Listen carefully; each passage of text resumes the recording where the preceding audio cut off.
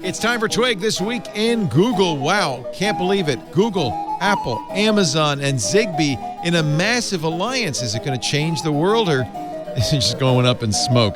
Does Motherboard have it out for Ring?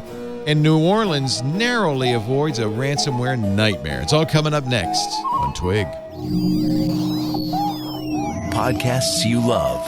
From people you trust. This is Twig. This is Twig, This Week in Google, episode 539, recorded Wednesday, December 18th, 2019. I got Hue, babe. This Week in Google is brought to you by Metallic, a Commvault venture. Metallic provides enterprise-grade backup and recovery technology through simple SaaS delivery. To sign up for your free 45-day trial, go to metallic.io/twig.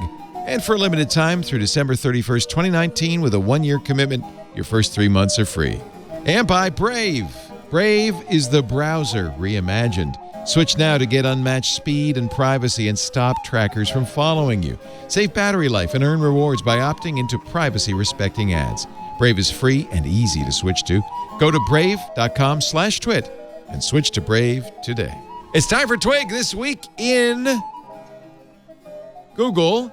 And today we are going to cover Google, but also some other stuff because Stacey Higginbotham, IoT guru, is here. Hello, Stacey. Hello. From Stacey on IoT. And you are like going crazy because there's some big news coming out here. And I know you're trying to cover it for your newsletter and your blog at staceyoniot.com. But we're going to get to that real soon. And I do want your opinion on all this. Also sitting next to me, Aunt Pruitt. Yes. From Focus on Photography and Hands-on Photography. That's correct, sir. Yes, our photography guy and our Twigger. And also here, Jeff Jarvis, professor of journalism at CUNY. It's great to have all three of you. Let's start, Stacey. 3.5. We have 3.5. Karsten now has his own light and camera. Hello. And that's the Karsten. He's coming to us from the Karsten Fort. The Karsten Corner. Karsten's Corner. It's Karsten's Corner. I was going to say the Karsten Cave. We should do a little corner. Karsten's Corner. That would be a fun bit. And now Karsten's Corner. What's all this about Facebook and politics? New segment. He's not Andy Rooney. Come on, you guys. Oh, he kind of is. He's kind of a young Andy Rooney, actually. He is exactly what he is. Yeah, that's exactly what he is. Exactly what he is. That's exactly what he is.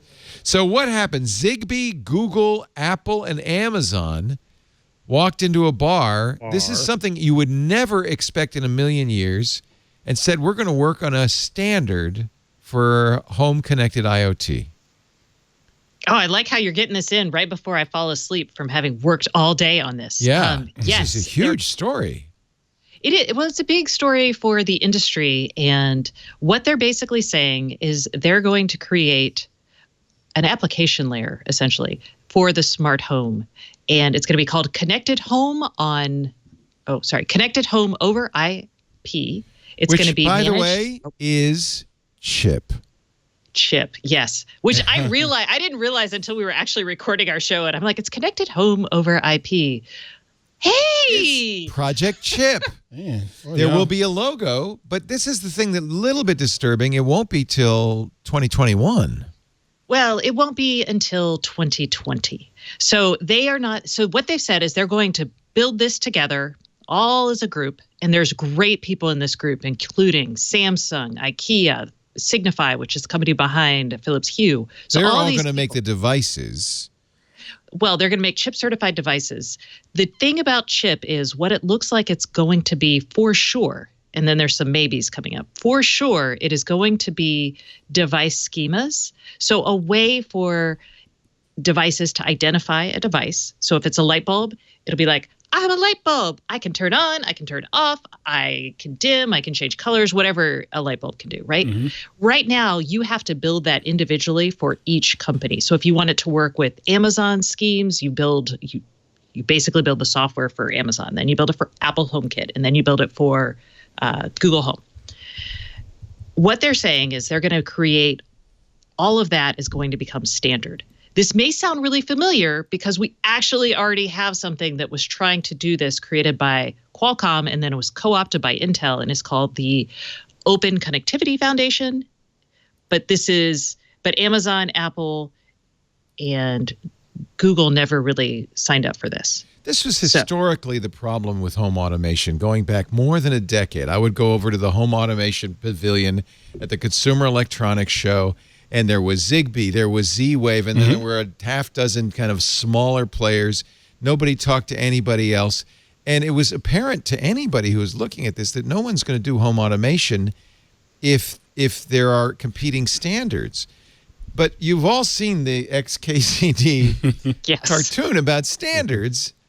I'll pull it up, but I think is this just going to be another standard, or are these guys really going to finally solve this Tower of Babel? Yes and no. So yes, that this is a way to solve a lot of the issues that plague the smart home. I do think that this is going with all of these players. I do think this is real this time. Now we finally basically said, oh, this is how we want it to work. We want all of these low power devices to have access to IP networks and talk to them directly. But mostly they're going to go through a hub, whether that's a Google Home or maybe it's a Smart Things hub, whatever. So that's the core of what they've decided is it matters. This is radio agnostic. So they've already shown this sort of thing working over like thread over Bluetooth, thread over ZigBee radios. So this is going to be radio agnostic, all at the application layer. The question then really becomes, if you're like a manufacturer of devices participating in this, where is your innovation going to come in? Is it going to come in on the on the light bulb or the door lock side? Because the software experience, the basic how things work together, that's now going to be taken up by this standard. And that's what people sell right now. Here's the XKCD, how standards proliferate. And I should point out, this is 10 years old. This is nothing new. Situation, there are 14 competing standards.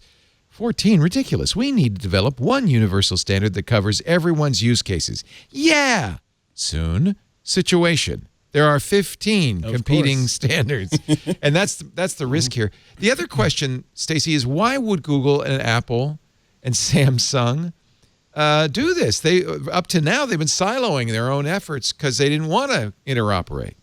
Because they realized that it sucks. Yes. Right now. We've been telling them that.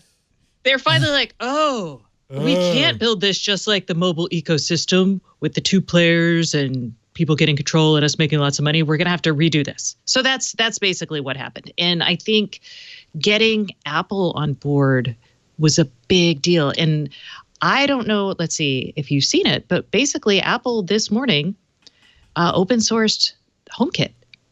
What? Oh, wow. What? It is on GitHub. Oh. So let me pull my GitHub thing and drop it in the... What is HomeKit's protocol? Is it their own thing? Well, or is it not even at the protocol layer? It's not It's really a way of managing stuff. Yes, they call this a protocol, but it's technically not a protocol. This is actually going to be, it's a data schemas. It's open data schemas for people devices. who don't know what a schema is, it's a description of it's like a protocol. It's a description of how you describe things so that we all agree that this is how you describe a switch, this is how you describe a light, so that you can understand one another. XML is a schema. So there are, HTML is a schema, or has a schema. It's not a schema by itself. So that's a good step forward. I have to say, I am highly skeptical. Why are you? I just stuck the GitHub repository that was uploaded last night. Okay, I'll look at it. So that's a big step. You don't see Apple just like throwing their stuff around usually. This is stuff you used to have to pay for. Right. You know that. Why would you be skeptical on this? Well, because these companies are hereditary enemies, and they've never worked together up to now. And as soon, this is how standards processes work. Mm-hmm. You get these big companies in the room. They start thinking, oh, this is going to be great. It's going to benefit everybody. Customers want it. We want it. Then it starts let's write the protocol. And Samsung says, well, you can't know. And then Google says, well, wait a minute. And in a year and a half, Right. they're all going to go, screw you. Yeah, they want to do their own thing. I don't buy it that they really want to work together, I guess. So let me ask, Stacey, let me understand, before you get all skeptical, which is your mode, Stacey, if chip actually works, what's possible that wasn't possible before? I could What does that buy open a up? light. Yeah. So I buy a light bulb today. I have to choose if you're a light bulb maker, let's do it this way. If I buy a light bulb today, it's a dumb device. And if I want it to work with Google, Amazon, and HomeKit, I actually have to build a hub to handle all of that, right? And so I have to buy the hub for those light bulbs, right? Now, if I get a chip certified light bulb, the idea is it will work with HomeKit, Google, or Amazon's ecosystem, any other chip. So what does that enable for the companies? Right. So the consumer, absolutely. For the companies, what can they now for the companies, get they into? don't have to. So here's the thing. They won't have to spend the software development effort to make things for each individual ecosystem. So there are like 3 or 4.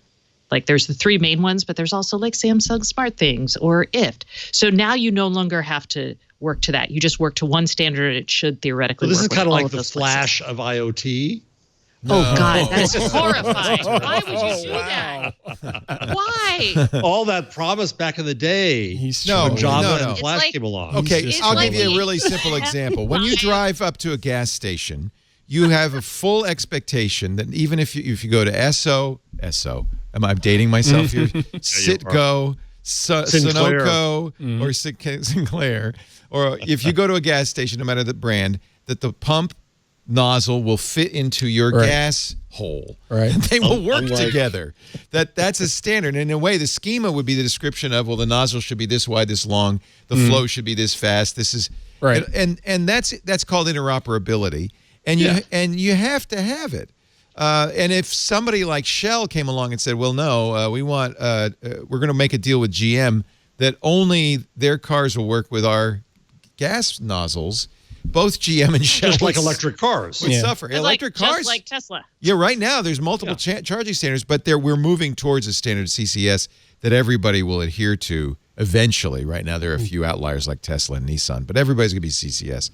But so for some reason in home automation, this never happened. And I mean, people have tried. SmartThings, wasn't the SmartThings hub designed to get through ZigBee and Z-Wave and everybody, right? Well, it was designed to bring all the radio protocols together. That's where we thought this was going to happen. We thought this was the hubs brought all the different radios together. And the application layer was going to be handled by AllJoyn way back in 2012 when that was created. Then it was going to be handled by IoTivity. Then Google, when they did Weave and Thread, that was their hope there. You see the problem here, folks. And then and Apple has their thing, right? HomeKit is their own. They never said that HomeKit was going to be for anyone other than Apple, but that was actually a big deal when they launched HomeKit in the MFI program for like home devices.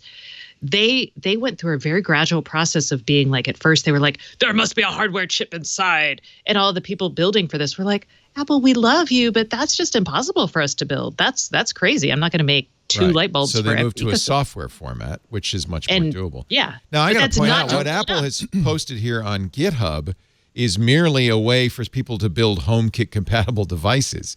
So it's not chip compatible devices. I want to point out it's to get people to make their light bulbs work with HomeKit. So I don't know if this is, maybe they've never put it on GitHub before, but this is really this is just a development kit. This is an SDK. But you had to buy that first for a while. So they're giving it away with something that they bought before. And by the way, you have to do it on a Mac. No, you don't. Well, I was like, you have to do it so you can only see this in Safari, just like their keynotes. But what they're doing here, and this is, again, they just announced this. So talking to people who were involved. There is no Windows version. Yet. I have to point out. Well, I don't know if there ever will be. And they use Homebrew for Linux and Raspberry Pi, which is not kind of how it works. So that's a package manager not commonly seen on either platform. So it's a Mac-ish. So, yeah, I mean. But this is, they're not promising the standard yet. They're promising it for later in 2020, you guys. So that's like so far away. And getting these guys in the same room and agreeing to do this, Apple issued a press release, which is really rare for them, especially for not having something. So they're serious. But getting all these guys together was hard. It's going to be the laggard, by the way, that promotes this the most. They have the most to gain. Amazon and Google have the least to gain. So, of course, Apple's going to be, I think you could argue HomeKit. I look at it. I'm looking at your skepticism, and I get it, but I don't necessarily want to be totally skeptical about it. But the first thing comes to my mind is the revenue share. Is this going to be a quarter, 25% for each person? Oh, no. This is all open. This is just a standard. There's no revenue. There's no revenue share. There's no company here. Part of the problem. But everybody can make it. There will be a standard. Time, but far as the amount of time R&D wise going into this standard they've already did the R&D, so that's also really good here. Okay, I'm a little optimistic because they're taking pieces that have already been built and they're trying to shove them together in a way that works and everybody agrees on. Is it more ZigBee than Z-Wave? Is it more HomeKit than ZigBee? Is it more Thread than? That's what I'm getting. My hunch is it's probably ... and the Thread stuff that we've seen. So Thread and ZigBee got together to create something called ... and that is a schema associated with devices. And so I think most of that's going to be there. So you've been covering this field for a long time. Are you optimistic about this, Stacey? I'm optimistic that we will come up with a standard. I'm very concerned about what this means for innovation and business models going forward and how, on one hand, creating a standard is good because it does make things interoperable and it gives you a baseline to which to build on. It's like having an operating system. It's something everybody agrees on. Yeah. So yes, because that drives us forward. It's not the way I thought it would look or I hoped it would look, but I'm like, okay, fine, let's do that. And now I'm trying to see how it's going to affect the different players. It's kind of like VHS Betamax. We're now saying, okay, we're all going to standardize on VHS. The revenue opportunity is not in making VHS tapes. Actually, there is an opportunity there because there's a standard. There's more of an opportunity if there's different standards. And it's much better for consumers, but also better for movie companies because we now have an existing platform. So when you build that Hue light system or the Signify light system, or you build a doorbell or something, you make sure it's compatible with a schema that's chip compatible, right? But that schema is going to be pretty high level. It is very high level. And that's the next thing. Like, we had been competing on, like, if you're a door lock maker, you've made a connected door lock. Most of them look pretty much the same, right? You've been competing on your software and UX layer. Right. And what this could do, and we're not sure yet, though, because, like, for example, in HomeKit, you have to be able to add a device to the network, to the HomeKit network, without having to download the app from the original device manufacturer, right? Okay. Apple did that to make it easy. Okay. It's unclear if this will require that, right?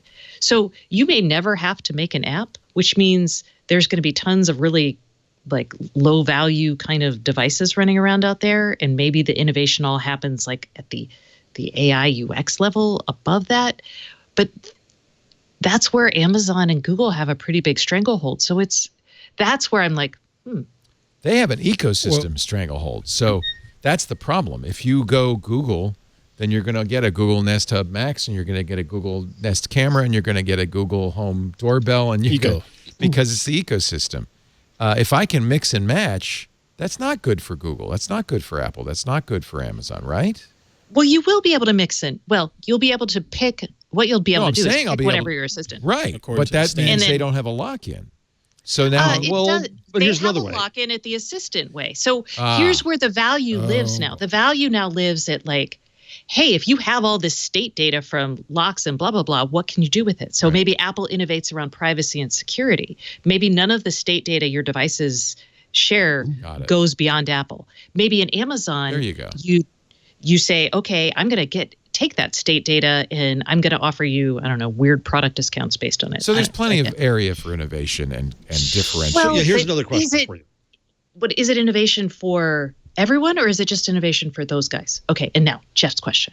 So to try to deal with Leo's chronic skepticism, What's the? I'm almost always right, by the way. You didn't know there was a thread emoji, fella, because you're not on Twitter. So, see what No one you lose uses out that, on. by the way. After you yes, we told do. me, the thread emoji, everyone knows that. I've been looking for it. Nobody uses that. Well, you're still not on Twitter enough to see You're it. still not on Twitter, you jerk. I beg to differ. Anyway, It says Anyway, You were here's my saying- question. thread here. Show this thread. You don't need a thread freaking picture of thread. It says There's also a show nice this. newspaper emoji. It's a nice newspaper emoji. I use that. I'm looking. Wait, there's a newspaper emoji? What does Yeah, that there mean? is. What does that mean? I discovered it from Der Spiegel. Oh, okay. Of course there's a, but I'm looking. I don't The see Germans showed me I see no emojis. the Wait a minute, emoji. there's Okay, a heart. here's my question. there's Yes. a heart. Oh yeah, the hackneyed heart. Hearts are everywhere. Oh, okay, So here's my boomer. question, Stacey. What's the market penetration of smart home stuff? Are people holding back because it's just too confusing, too much? Right. Do they all? Is it a rising tide question that they're at a point Yes. where they're hitting a wall just on penetration? They are. That is the reason why they've hit a wall, or one of the reasons why, is it's freaking difficult. You do not know how many times someone says, Stacey, I want to buy a video doorbell. Which one should I buy? And then I have to follow up with, do you have an Amazon Echo, or do you have a? You have a template out. Yeah. Every time So- you get that. It makes me really glad I never built the utterly impossible flowchart that Kevin and I have talked about for years. Like, if I have this, what should I buy? Because it was just too difficult. And this does away with all of that. Maybe not all of it, but a lot of it. And Miss Stacey, Eventually. you and Mr. Kevin alluded to this. I can't remember if it was here on Twig a couple weeks back or if it was on your show, Stacey on IoT.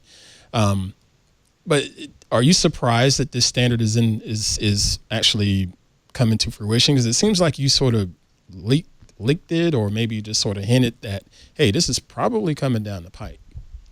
We said we've needed one, and every time they put one out, we're like, yay, let's let this be the one. But we always noted, we're like, oh, this one has Samsung, but it doesn't have Apple, or this one has, Yeah, no, it's some very had Apple. frustrating. And Fragmented. it's why the ecosystem play works, because at least if I get it all from one vendor, it's all going to work together. And I think also we've just hit this point where everyone thought this was going to be amazing. Right. And even the big vendors, when you listen to the executives at Google and Amazon talk, they're like, we are not finding compelling use cases to get people That's exactly on board. the problem. It's really, you could say it's the Tower of Babel, but which I've always thought it was. But honestly, once you start to do this, Stacey, you're one of the few people I know who's really done the automation thing. You're 1 in 1,000. Though. Most people go, they get some light bulbs and they go, oh, that's a lot of work. I'm 1 in a million, you Okay, guys. 1 in a million. Have you, just out of curiosity though, you disassembled that whole thing. How much of that has been put back together? Probably 20 to 30%. That's it. Yeah. And it was Even you. because I didn't. Well, I was like, I'm going to be here for 12 months. Why would I spend Okay, 3 or that's 4 fair. days? That's fair. Which is to say, it wasn't vital to your life. It was nice to have wasn't. in an environment. And it was also my job. I do not like. I have become very aware that I was like, God, this is my job. Right now, Kevin and I are doing something. You guys are going to love it. Everyone's going to love it. I'll sage it. We're testing. We're putting all of our IoT devices on a guest network so we can actually definitively say for a bunch of classes of devices what it means to make that sacrifice. Because everyone's like, if you have IT devices for security, put them on a guest network, not your main network. But that First breaks of all, the functionality. everybody's wrong. That Right. is actually besides breaking functionality, it is no way protect you. Most guest networks on most devices are not VLANs. They're not isolated. So you are gaining nothing by doing that, and you're making it hard for yourself to access your device. Really, the only way to do this is to VLAN it, and then the good news, you have to put your phone on the IoT LAN, so you've gained nothing. Yeah, exactly. Basically, you should really have 3 networks. Even a guest then, network. Well, oh, sorry, 3 actual 3 routers, the 3-router solution, 3 or you can buy. Jesus. We tell people no, but that's a dumb. The Don't way do to that. do it. There's a $50 box from Ubiquity called the Edge Router X, and it has 4 ports. Each of those could be a discrete VLAN. We do it here. VLANing is isolated. You Right. can't cross from one VLAN to the other. So, but here's the problem. All my IoT devices are on LAN 1. How do I control them? I have to put my computer or my phone on LAN 1. LAN 1. And You're this right back where you You're were. the guest. By the way, I have 2 networks in my house. I don't do that. right. And we're doing it so we can show people Why it's dumb. This is not just why it's dumb, but if you really want to do it, here's exactly what you're going to lose. Because sometimes that is hard to figure out. Get the edge. Why do you have 2 networks in your house, Leo? I have Comcast Business and Comcast Consumer. Just in our fine neck of the woods. I don't know where it is. Resty is. The Comcast Consumer has a 1 terabyte per month cap. Yeah, I know. Do you know how long it takes me to use a terabyte of Finding data? that out the hard way myself, sir. It's awful. These guys are so messed up. And then, so I have a business class, which is a lot more expensive, but has no cap. Right. And so I try to, divvy stuff up. Why not just have the business? Consumer. Well, I probably should. It's nice to have 2 networks, backup. But the same company, though. You know when Not really bad. when Comcast goes down. Yeah, that's not as when awesome. Comcast goes down, they both go down. So it doesn't really help anything. In fact, it just adds, to Lisa saying, which network should I be on? Well, right now I'm on 1. Maybe you should. It's not a good. I'm lazy. Yeah, That's why. That cap surprised me. It really did. Oh, isn't that awful? I was like, Really? wait a minute. And then they charge you, like $50 a gig, a tera. I can't remember what it is, but they end up getting their money out of you. That's for sure. So, all right, I'm only skeptical because it's easy. You're Leo. It's like a marriage. It's easy when the romance is the love is on the bloom and the blossom, but you get these big. It's like a marriage with 10 people in it. What? It's not good.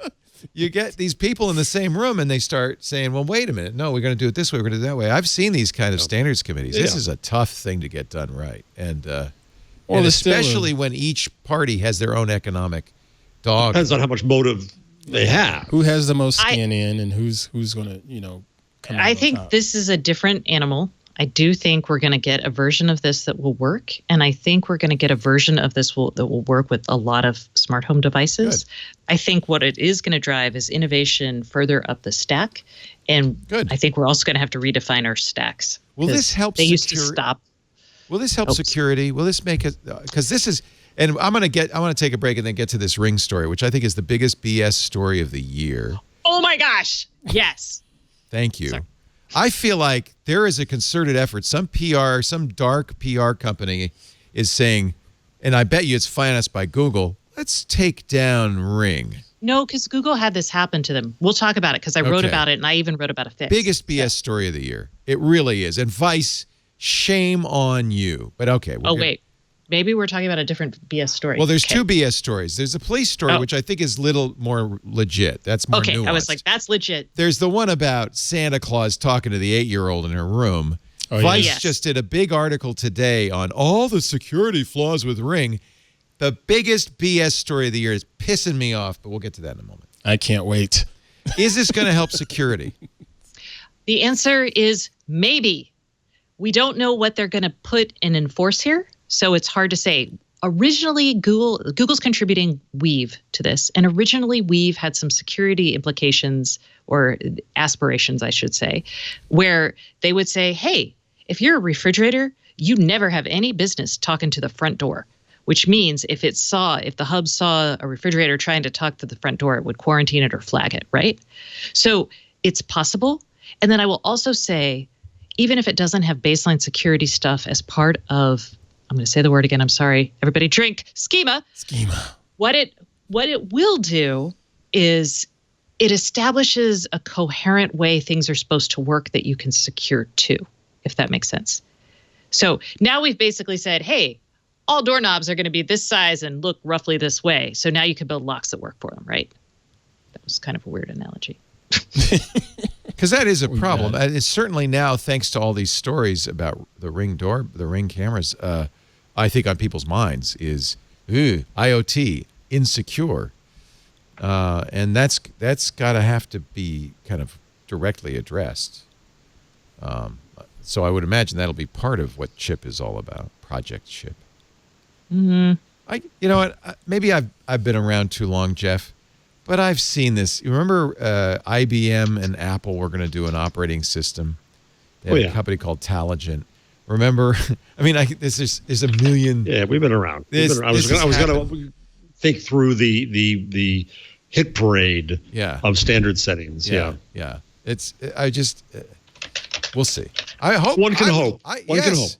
Because I can tell you right now, in fact, Stacey, I want to set up a time with you at CES so we could Aunt and I could spend some time. You could show us the IoT stuff. Mm-hmm. I bet you that'll be big. Still, the big problem is these guys. You can get that, but you got to get that because that'll work with that, but this won't work with that. And then, I'm curious to hear how those conversations are going to go in the booth.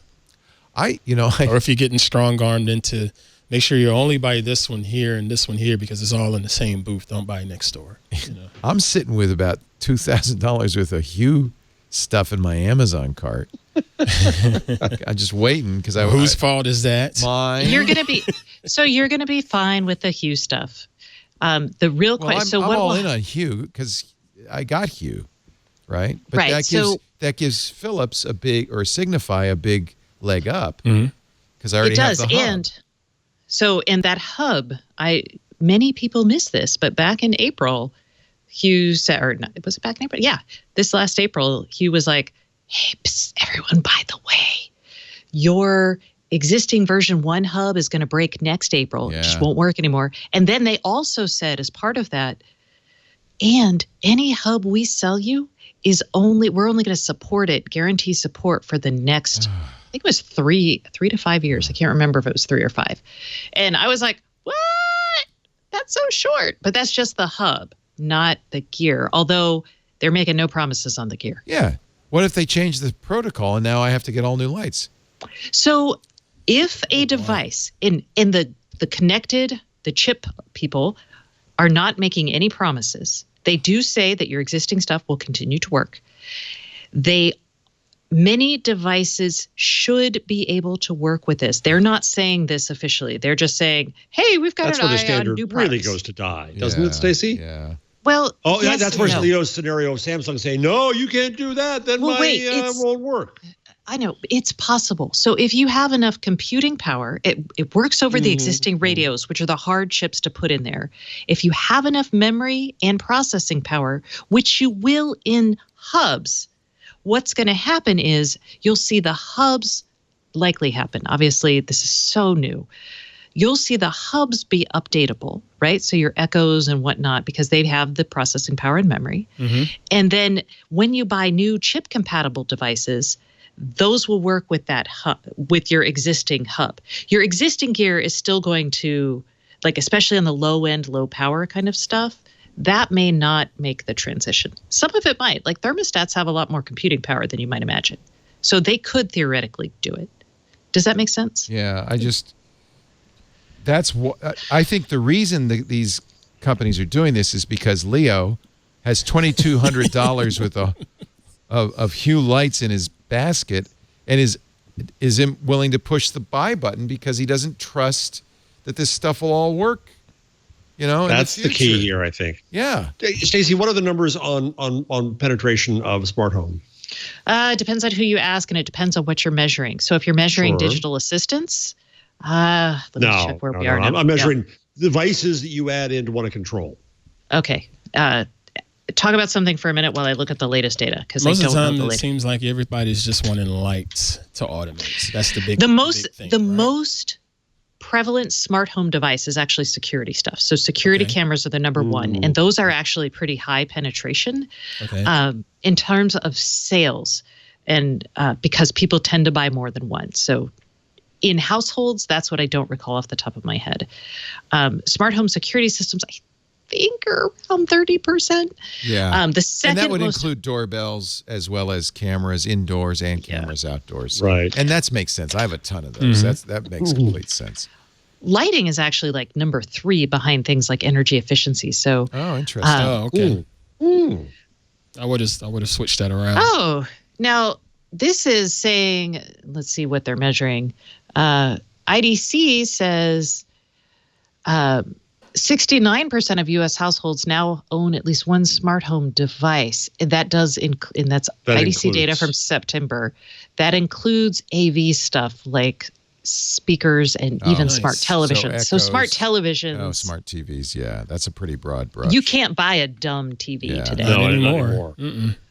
So the penetration of speakers is at 26%.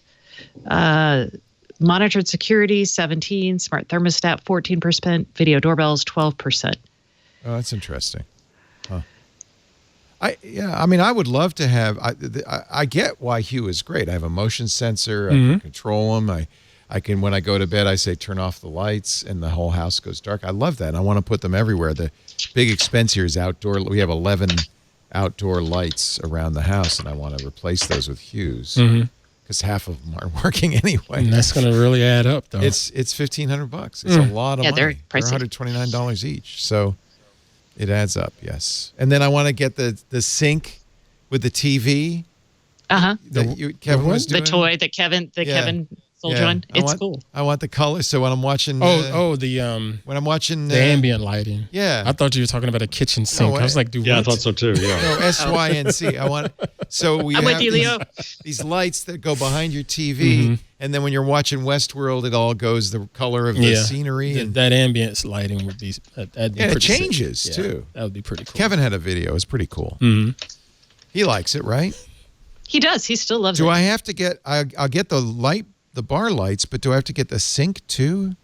How do I get it? The TV to? I don't see the sync. The sync. You need the sync for the TV. Oh, you can't buy the sync on Amazon. I had to buy it from Best Buy. Oh my God! Again. OMG. Standards. Standards. Again.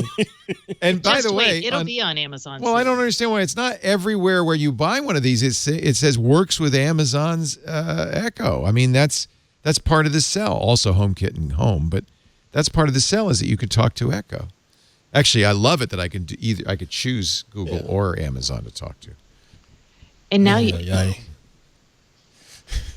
Let's take a break, and then I'm going to talk about the biggest BS story of the year. I got a few candidates for that. Well, I didn't bring my popcorn. But you can, and you guys can talk me down if I'm wrong on this one. Something doesn't smell right.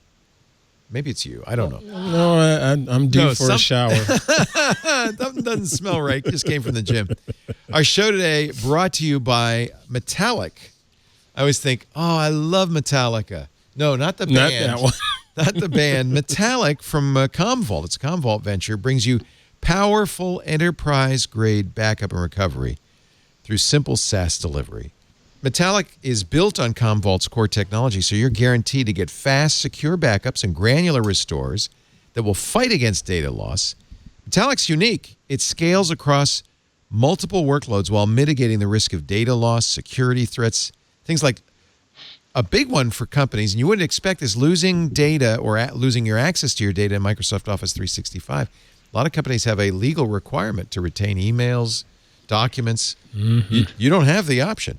It also fixes poor backup performance, which can slow your whole network down. Metallic offers default storage available through Azure, but you can also bring your own. It's very flexible. It could do backup recovery and migration on-prem. It could do it to the cloud. There are a number of different products, including Metallic Core Backup and Recovery, which protects physical drives, virtual servers on premises and in the cloud, with comprehensive backup and recovery for VMware, for file servers and Windows and Linux, even Microsoft SQL databases. If you've got Office and you've got to protect that data, Microsoft Office 365 Backup and Recovery protects your mailboxes, your contacts, your calendar items, no matter where they're stored. Whether it's OneDrive or SharePoint Online or Exchange, or, and you have unlimited Azure storage, unlimited retention. There's Metallic Endpoint Backup and Recovery, which backs up desktop and laptop data to protect against deletion, corruption, or ransomware. You need this now. Secure data with encryption, with geolocation, with remote wipe capabilities. You'll be up and running. Because it's a SaaS, it's so easy. There's no installation. You'll be up and running in as little as 15 minutes. You'll get simpler data protection operations, less downtime, seamless scaling, and no big upfront commitment. Safeguard your data now with Metallic. They'll give you consistency. They'll give you flexibility. They'll give you scalability only a cloud platform can offer. For 1 terabyte to 1,000, safeguard your data now and later. With all the benefits of SaaS, it's Metallic, a Commvault venture. Sign up for your free 45-day trial. Go to metallic.io/twig.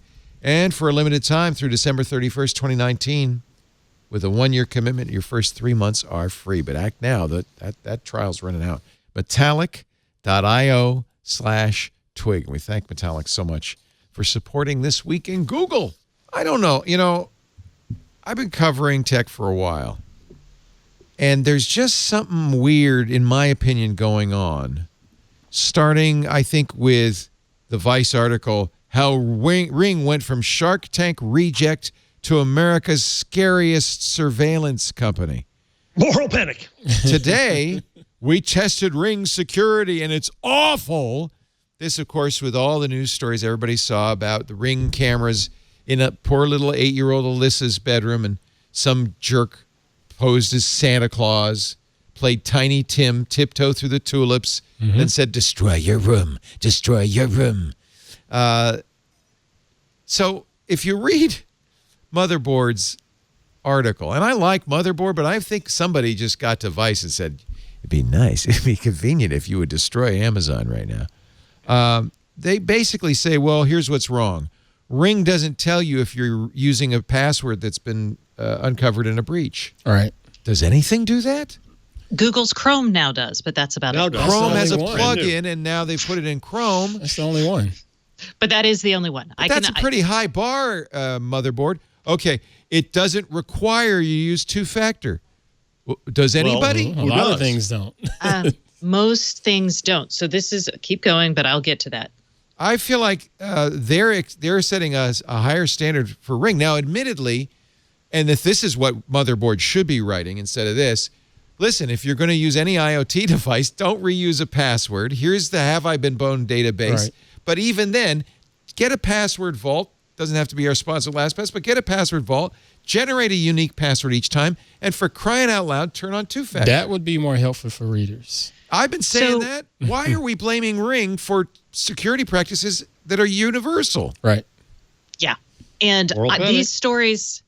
Okay, don't say moral panic, because I might have to throw something at you, because this is not really moral panic. Try to get over our heads. Moral panic. But moral panic. I have a visceral reaction to you shouting moral panic. It's like me shouting. I don't think this is moral panic. I think this is actually aimed at Ring.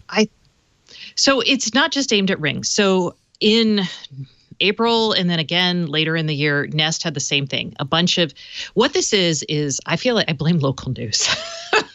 Yeah. What is it? It's very easy to come in and do these scary stories, and it has a good visual of sad parents, and they have a visual of their kid getting yelled at. It's scary, and every community has one because everybody reuses their passwords, and the hackers are going to pick the most popular devices because it's going to give you the highest ROI on your investment. And it's great if you can get into somebody's camera. Watch them. And the best thing about these, like the Nest cameras, they've got microphones and speakers, so you can really mess with people. So that's one. I hate the reporting on this. I have and have yelled about it for years. The other thing, and this is where I want to take the story forward because this is what I do. We actually have hope on the horizon in the form of California's new privacy rule. Yes. SB 327. Now, we may not have, it doesn't have to go this way, but in that rule, they say two things. One, you can't use a default password on devices. Great. And two, any connected device has to have reasonable security features. Do they define that? Reasonable? They don't, but they do say, well, they don't define it because they don't want to say it's one thing when they want it to evolve with the times. Yeah, but you can't prosecute somebody if they don't say because it's too vague. Yes, you can. So the AG is going to make a case. Oh. So this is how laws work. This is how this works. Well, educate. All right. With reasonable, they say that you need to be cognizant of the type of data that the device has access to and how the impact of it, basically, if it got out. So I argue that the California AG could make a really strong case that all devices going forward that involve a camera in the home have to have multi-factor authentication required. I think that's a great because you may not need it for your light bulbs, but for a camera where you can see what's happening and people can talk to your kids, that feels like it should be required. And you know why companies don't do that? Because it's a grave inconvenience, and people will hate it. Yeah, people will hate it. Well, a lot of calls worked. Yeah, but here's the lot next of step. calls to tech support. By the way, there's one other thing Motherboard complained about, and you've seen this with Gmail. If somebody logs into your camera from an IP address you don't normally log into, right, you get a notification. They're saying Ring should let you know. Now, Google does this, but most things don't. Most people don't. I've never seen... Okay, but here comes the next part. This is what's great about regulations. I know, Jeff, we'll talk about this, but it sets a baseline. And once we start getting that baseline, companies are going to be incentivized to make this easier for people. As long as everybody does it. As long as everybody does it, then they're not at a disadvantage. Well, so what happens if they do face authentication, which is already on your phone? You're trying to log in. So one of the multi-factor things could be Face ID. No, that'll freak people out more. They have my authorize face. it. You I know, authorize but I'm just saying in a PR standpoint. No, you authorize it also. Well, okay, they could do a fingerprint. The point is, a lot of LastPass does this. A lot of my most secure apps now, including the Brave browser, if you want, will, if you've got biometrics on your phone, will give you an option. My bank does that too. Yep. To use Face ID if you're on a Face ID phone, or Touch ID if you're on a fingerprint phone. Yep. I think that's a great feature. It's a very low. It's easy for consumers because they just hold it up or they touch it. But it gives you much more security. It's easier than passwords in some. And it's easier than an authenticator. So I feel like once but a lot of people don't have these phones, right? What if you don't have that phone? If you don't have that phone, you're going to have to go for a password. But we just talked about how the industry wants to increase the market share out there. And then we're now talking about a huge dampening on it by making it more difficult. And I'm not disagreeing with you, Stacey. I think that the industry needs to do this together. You know why they're not doing it. Yeah, they have to be made to everybody. It's a pain. Yeah. But the rules will make it so they get to do that, because once you say everybody has to do this, then they're like, okay, well, they've been incentivized right now for like features like ease of use. But once you force people into like security, then you're being forced to make security less painful. And we're going to see cool stuff. I promise you. I have faith. Yeah. So in a way, Jeff, what you're saying is kind of what Stacey's saying. She'll get mad at me when you say moral panic. It's what it really is this is link bait. This is bad reporting. This is a great article to write today, but because everybody's aware of it, and we tested Ring security. It's awful, which is actually a completely terrible headline. If they had, it's link bait. If they had posted a story that said Ring Central has all of these security features that could help you out, let us walk you through setting it up, versus putting this actual story down, which one are people going to click on first? No, that's right. By the way, it's Ring, not Ring Central. Not Ring Central, sorry. Our sponsor, Ring Central. Ooh, sorry, Our Ring. former sponsor, Ring. Sorry. Yeah, I mean, I always turn on two-factor, and I certainly try to educate people to turn on two-factor, and I also try to tell people not to reuse passwords. But plenty of people in my family reuse passwords. In fact, they all do. I have you should maybe pwn them and be like, I don't want to do that. I have a friend that works for a security company back in Carolina, and I asked them about it. I said, are you all mentioning 2FA? Are you mentioning VPNs and things of that nature to these customers that are buying these security systems around the house? And they bluntly said, no. Why not? Because people just don't really care to listen. Yeah. They just don't. Yeah. They just you don't give up It's after a real a while. hard sell. Yeah. They just don't care to listen. They are a security conscious company, so of course they have all of the signs in the yard, and we want to protect people from coming in, but we also want to talk to you about securing your network and securing your devices. And they have tried, but people are just. Yeah, Boy, so I go on the air almost every day, every week on the radio show and say this. But you're right; it's probably going. And we have to internalize that our online lives is worth protecting as much as our physical lives, especially as our physical lives move online thanks to IoT. So we're still I think in probably 10 years, people will finally have internalized it enough where they will, and we'll also have easier things than two-factor or than the current versions of two-factor. But yes, it is right now. People who think nothing of, like my in-laws, they think nothing of not going upstairs after dark because their alarm system's on and there's a motion detector, and they're like, everybody stay in your room. It's more secure that way. But they won't actually do like two-factor to access their cameras, right? And I'm like, I joked with someone. I said that if I have a conversation and mention VPN to someone, they will look at me as if I talked about using a slow shutter speed. Yeah. You know, What? You should just, What? every conversation I have with people is like that. Yeah. Basically. Well, the good. That's my okay. fault. So I guess it's also that's kind of what makes me mad about this Vice piece. Just as you said, here's an opportunity. People are suddenly aware, thanks to local TV news, that something's going on. Here's a chance to say, well, this isn't a problem with Ring per se. It's a problem in general, and this is what you need to do. And I don't see people doing that. I think I've done it for years. Yeah, everybody everybody on this panel has. Yeah, no, I know.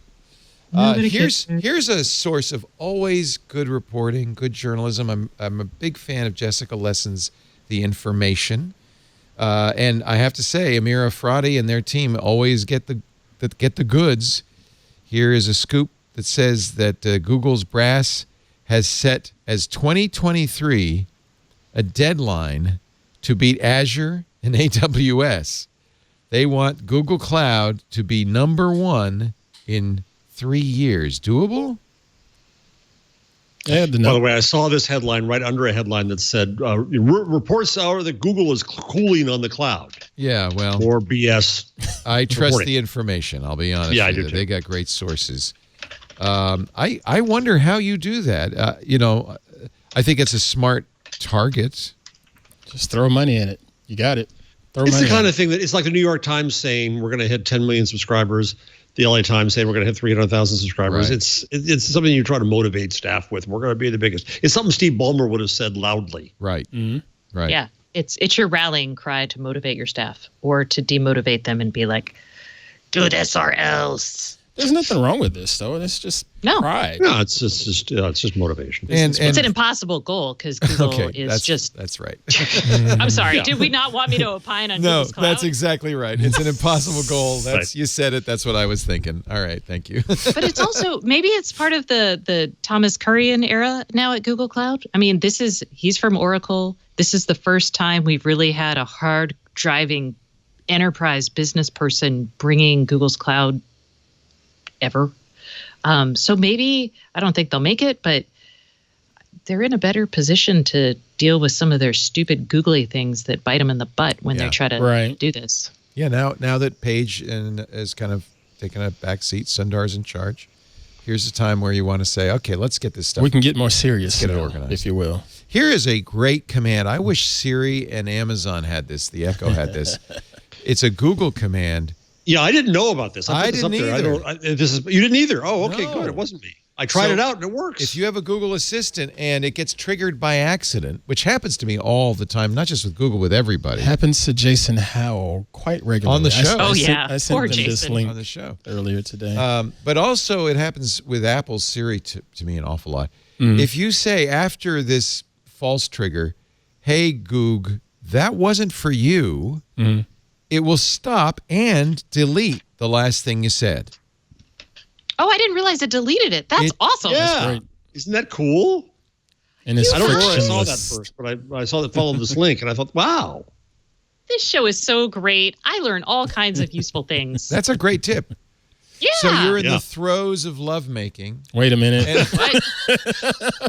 And something sounds And like, you say, hey, Goog. spank me, spank me, spank me. And Google starts talking. You say, hey, Goog, that wasn't for you. It will delete that. Okay. I'm sorry, I do not understand that command. Anyone. It wasn't for anyone. Yeah. I wish I could just, hey, Goog, delete those last few memories. Oh, I wish you could. Out of your own Hey, mind. Leo, that wasn't for me. Delete. And you go, that wasn't for anyone. All right. Anyone. All right. Was that a bad image? Facebook says it is going to comply with CCPA. CCPA is going to end up being a very interesting. It goes into effect January 1st. How different is it from GDPR? Facebook. If you're already compliant with GDPR, are you ready for CCPA? No. That's what I was the short asking. answer. Thank you for an answer. Yes. The short answer is no. Let me look it up. I want to actually look up the essentials of CCPA. Yeah, I don't know all the details of it. And by the way, Read my before article from 2 weeks ago. before we pat the California Assembly on the back, there's also AB5. I don't know if you saw this, Jeff, but SB Nation has started firing California freelancers because, hey, sorry, but AB5 prevents us from hiring you. It's we enter the gig economy. Yeah, I lost for my a journalism lot of money. students. It's hell. It's hell. Ant was going to be at CES, not for us, but for, can I say this? Tech Republic. Tech Republic. Mm-hmm. Lost a lot of money. And wow, Ant. Look at this. Vox Media cut, and so Tech Republic, same thing, because you're in California now. Vox Media to cut hundreds of freelance jobs because of AB5. And to Tech Republic's credit, they did not want it to go down this way. They Tech Republic clearly wanted me to cover this. But we even have we've gone to our HR. We use ADP for HR. We've gone to them saying, because the laws are constant. California's tough, right? So their job is to keep track of all this stuff and advise us on what we can and cannot do. My son wanted to be kind of freelance employee of Twit, and we said you can't. All right. He's a full-time salesperson now, but he wants to. This I mean, what the impact on journalism, just to pick one, of many fields that use gig economy stuff, is horrendous. Yes, it would be nice if we went back to the days when we all had worked for the same company and the company was good to us for 40 years, but we are not in that economy, and it's making it up, and it's demonized a structure of work. We're looking at the journalism school. We have to prepare students more and more for being independent, resilient journalists who are going to make money through freelance, through YouTube, through Medium, through Kickstarter, through Patreon, through books, through all kinds of stuff. They're going to have to cadge together a living to support what they do. And this cuts off a huge piece of that and might make it impossible. I look at this from both perspectives because one of my former employers is a PEO. So I was able to see a lot of What's a PEO?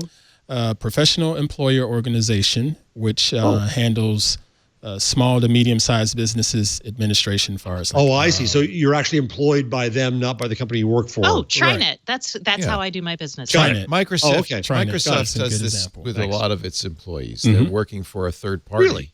Yeah. Oh.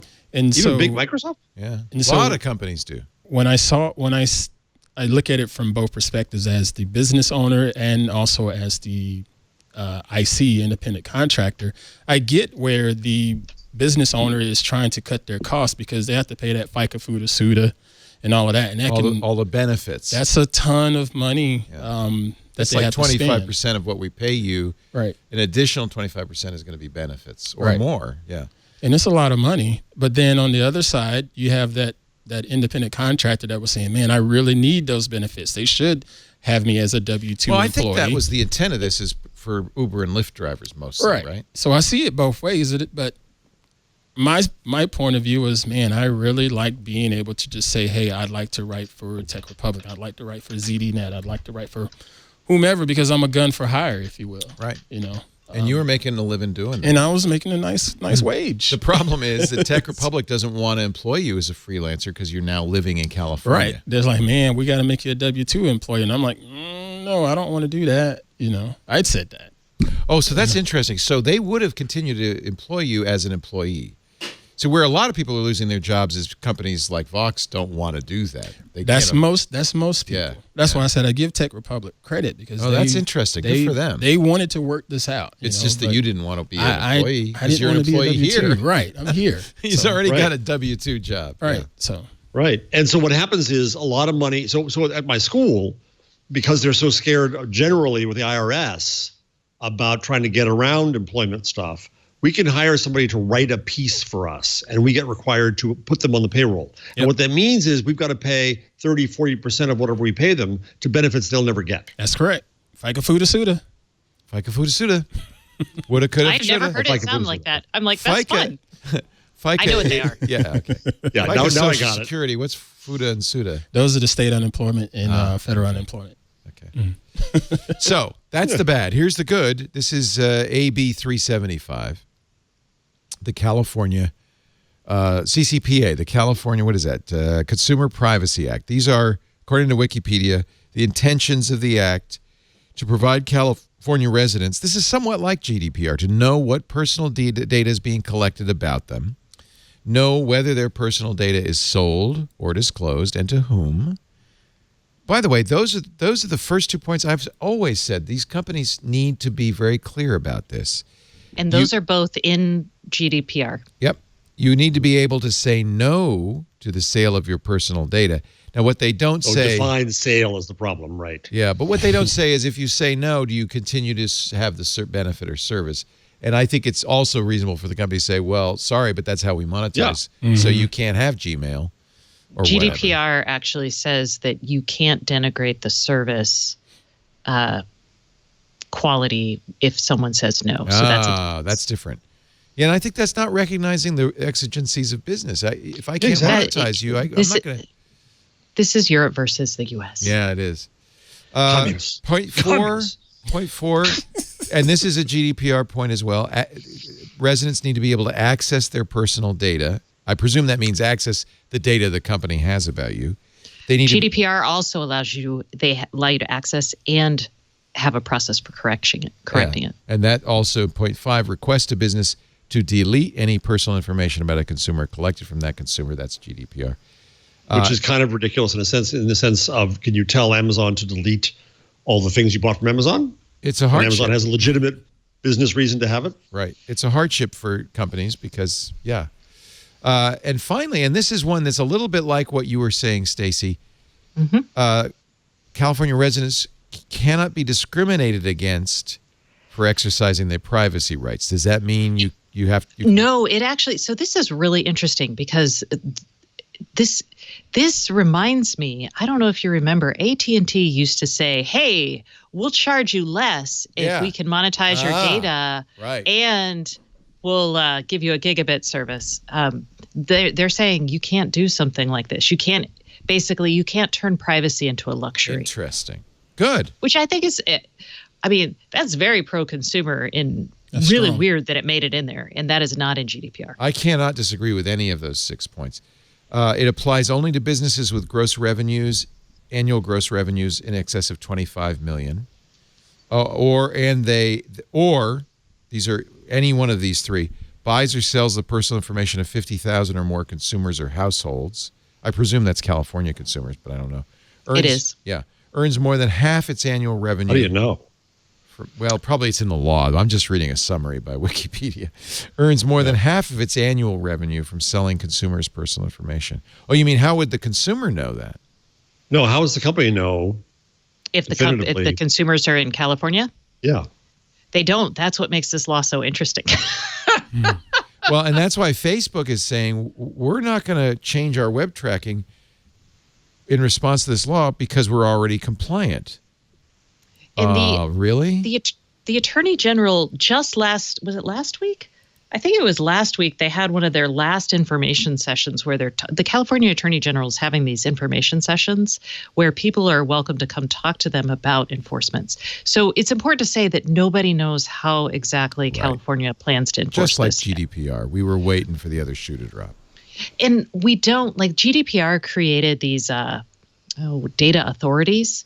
This doesn't do anything like that. So like if I were a consumer, I would file a complaint with my local data authority. Here, I don't know if I file a complaint with the company, if I just call the AG's office. So it's unclear how this is going to, how a Californian can be like, I want to see my data and I want it all deleted. Well, so Facebook is saying, well, we don't sell the data. So we're exempt. Well, they don't sell the data. They sell ads against the data. Yeah. So maybe that's a loophole the law needs to close. No, it's no. I'm going to go back to bad reporting over all the years. Is that they've always been portrayed as selling the data, and they never have. No, that's their secret sauce. And neither does actually, Time Inc. would sell the data on you. AT&T sells the data. Yeah. But people who sell advertising like Google and Facebook keep the data and use it to sell ads because that's valuable. They're not going to give that or sell that. That's Facebook. So also starting January 1st, get ready because websites will have to start putting a button on the front page saying, "Don't collect my data. Do not sell my personal information." Is this the same thing as we now accept cookies, so you must click here to know that we accept I don't cookies. know. I mean, this sounds more dramatic. It says, "You may not sell my personal information. If a consumer clicks that button," according to the Wall Street Journal, "the site is barred from any transaction that sends data to third parties." And selling So what that, that also could have a huge impact on the LA Times. Because programmatic advertising, right? Well, how is that going to be interpreted? But it doesn't send. Does it send data out about users or? Yeah, in the sense, yes. When you go to a programmatic trading floor, you say, "I got somebody who likes shoes," and the trading floor says, "Okay, I'll pay you this for them. Okay, they're yours." Right. That's an exchange of data. I mean, who knows how this is interpreted? In GDPR, your IP address is considered personally identifiable information. That's nuts. Ignorant the lawmakers That's are. ignorant because, of course, it's public information. Right. And it's necessary information. Right. Yes, by the way. Facebook has told advertisers its tracker's data collection doesn't constitute selling under California law, so it doesn't have to put that button on. Facebook maintains publishers can adjust settings to block its web tracker called Pixel from transmitting the data of users who have opted out because, of course, a lot of publishers live on Facebook, and they would then have to somehow do the same thing. Businesses already have the ability to manage whether they send data and how they send data to Facebook through Pixel. Okay. So I get the Attorney General's office has declined to discuss enforcement regarding particular companies. So I presume the companies are going to be tearing their hair out. You got to think Facebook's counsel has had some conversations already. Right. I would expect. I mean, yeah. But I guess that does make sense, though, if Facebook is just presenting a data set and not actual individualized data points to advertisers. I guess that does. Well, that's the thing. Sense, I mean, they're just sending over pie charts. We had this many impressions today from this group. Is that selling data? 20 to 40-year-olds, Jeff, you sounded like you thought that was selling data. Well, no. I mean, is that what the selling Times data does? under the law? Is it really selling data to do targeted advertising? No. No, I don't think so. Will the law consider it? Well, that's Good what we chance. don't know. Yeah. Fair enough. Danger. Uh, Are you involved in this oversight board? No, I have been at full disclosure time.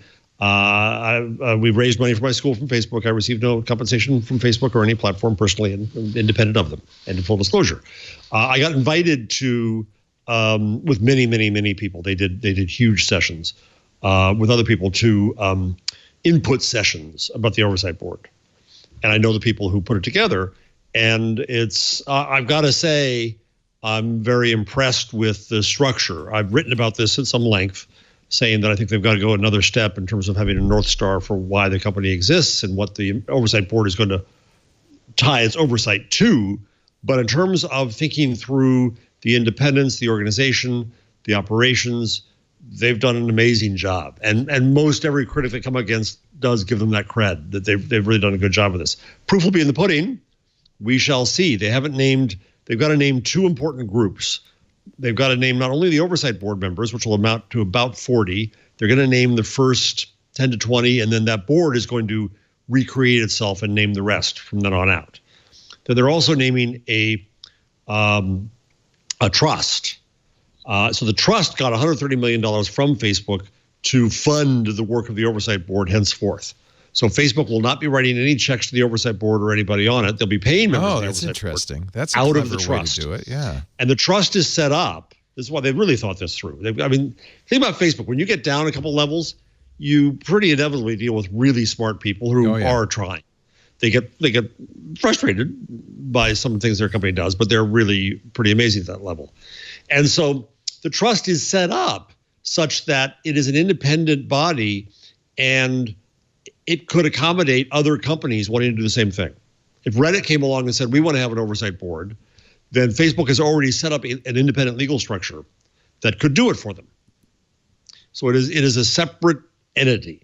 And then there are bylaws within that say how this operates. Now, the bylaws say that once the oversight board makes a decision, no one, including Mark Zuckerberg, can overrule them. So I'm fascinated. Well, could Facebook say, take down that Donald Trump ad? No, at first, they're not going to do ads, but it is going to expand to that. The bylaws also say that Facebook can't fire anybody. The trust can fire somebody, but there's a set of cause for that. And so it's a really interesting experiment in a form of internet governance, and it's kind of in loco regulator. Good. And 130 million is not an insignificant amount. It's new, and they already spent tens of millions on this process of study and outreach. We don't know anybody of the first 11 on the board, do we? No, we don't. Anybody been named? No. Nobody's been named publicly yet, nor have the trustees been named.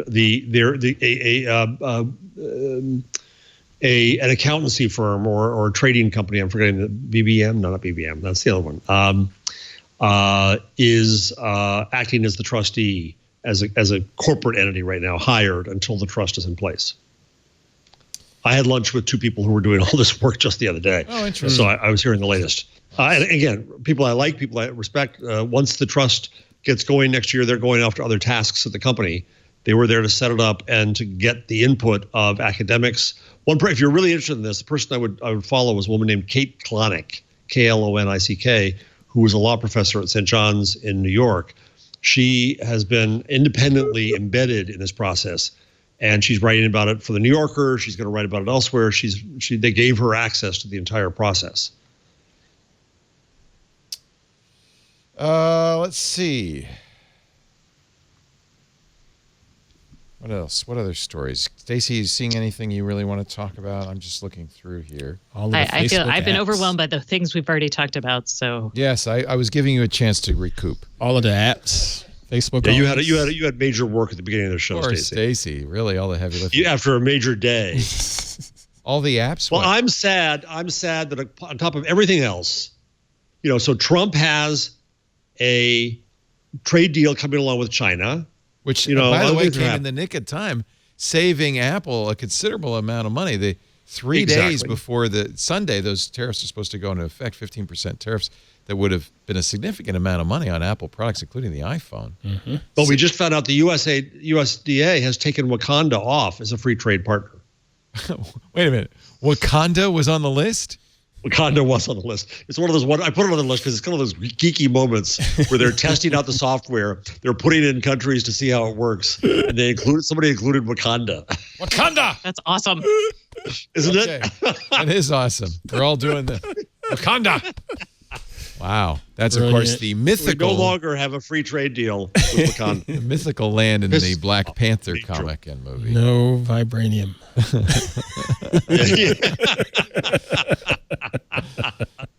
New Orleans hit by... short vibranium.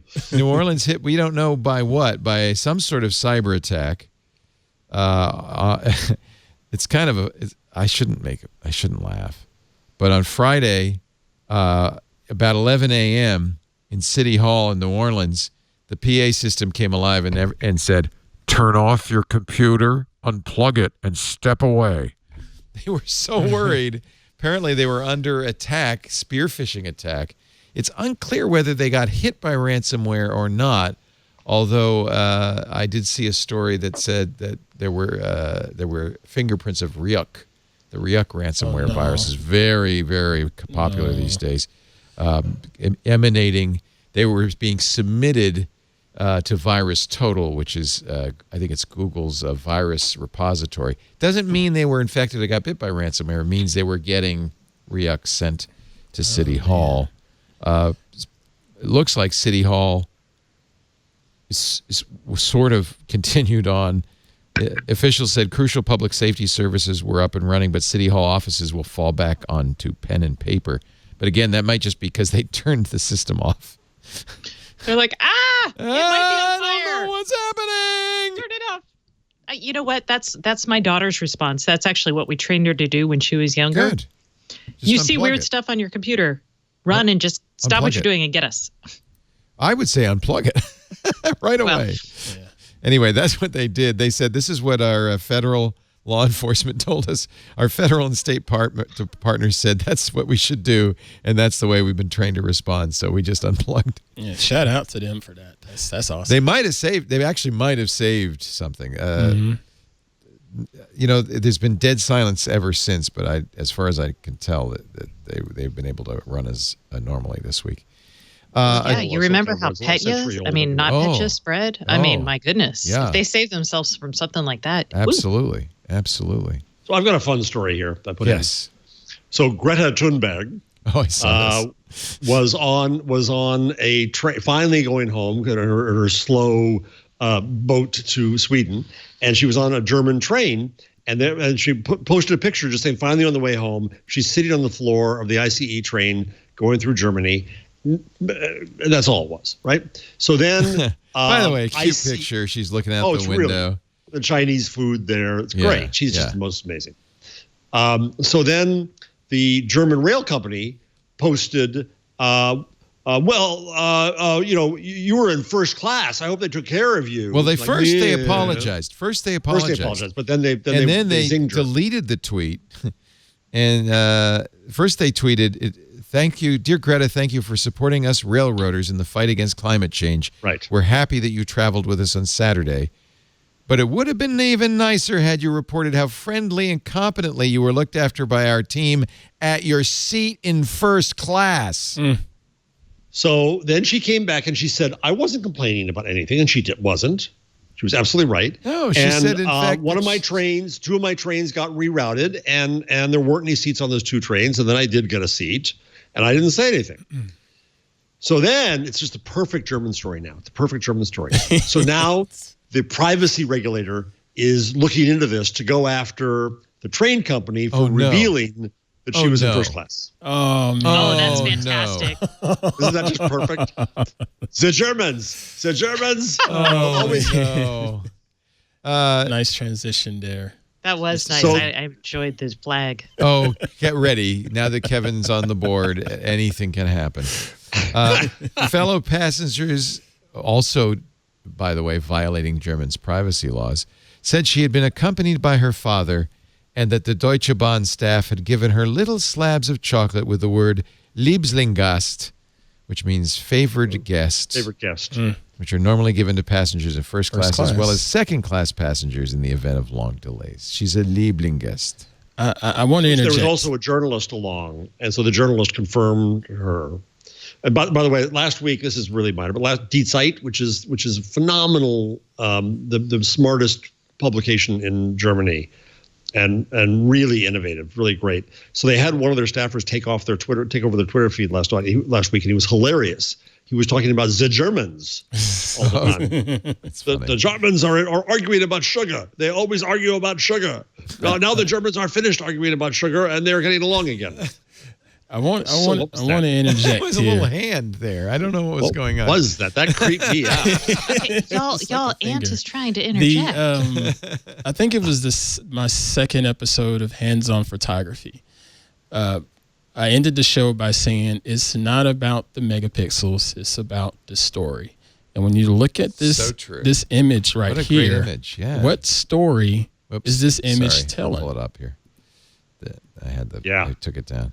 So that's why it came off. That's why they reacted to her and said, "Hey, you were in first class. That picture is telling a whole different story." Well, but then wasn't. She responded, "No, I wasn't in first class the whole time." This goes back and forth. She'd only been able to sit in a seat after Göttingen more than 4 hours into her journey. Göttingen. After and for 2 hours before having to change in Hamburg for a further connection towards Scandinavia. So she did have to sit on the floor for 4 hours. But she said that's not a bad thing. It's a good thing. People are using the trains. She was glad the trains were being used. She was fine. She wasn't complaining. And the old white men lose to her every time. every time. She is pretty good, isn't she? Oh, she's just great. Don't mess with a Thunberg. Don't mess with a... Edward Snowden has been told you can't make money on permanent record, his new book, because the NSA and the CIA didn't clear it. A federal judge in Virginia ruled yesterday that Snowden should have gone... Oh, yeah, this will work. Yeah, should have gone to the CIA and NSA and asked for permission before he wrote the book. He was a previous employee. Did you see whether the advance went to him already or not? Because the advance is where you make your money. Right. Yep. Right. Well, this is a different thing. I mean, I bet he sold a lot of copies of this book. So he argued that I didn't put anything in there that wasn't already public. And I don't want Thanks to me. Yeah, thanks to me. And I didn't want the CIA to edit my life. So... Fair argument. So do they do like a lien against his do they garnish his earnings? he's in Russia. What are they going to do? Yes. Well, they go to the publisher and tell the publisher you can't pay him. That's right. Okay, so they do. They garnish his earnings. And that is a long-standing policy, not just for security officials, but, Tax evasion. Yeah, that's why you got to criminals. put your money in the foreign accounts before you piss off the baby. government. Yeah. That sounds like the voice of experience there, Stacey. What, have you never planned to not pay your taxes? I just got my bill from the IRS. I owe I know. It's so $40,000. depressing. So I'm like, Oh, I'm so sorry. See, that's the freelancer's curse. That's why AB5, they want you to be in the system so that you have to give them money all the time. Yeah. I'm okay. The more It's a curse, but we have great sponsors like FreshBooks that keeps us squared away. That's right. Oh, That's right. So good. Is that who we're doing next? No. Oh, I was like, wow, what is happening? It was a good segue. It's too bad. Wasted. I don't know what's going on. Well, let's see. I don't know what's going on.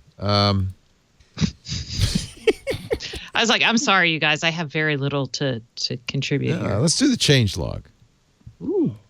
It's a test. It's a test. That was good. Failed. That was good. That was fast. That was several millisecond latency. Yeah, it was. That was latency. Google had a little problem with Chrome 79. We talked about it rolling out last week, and apparently there's a bug on Android that wipes data out in some apps. It's a complicated bug having to do with Android's built-in web view. A lot of apps use web view to display web content within the app.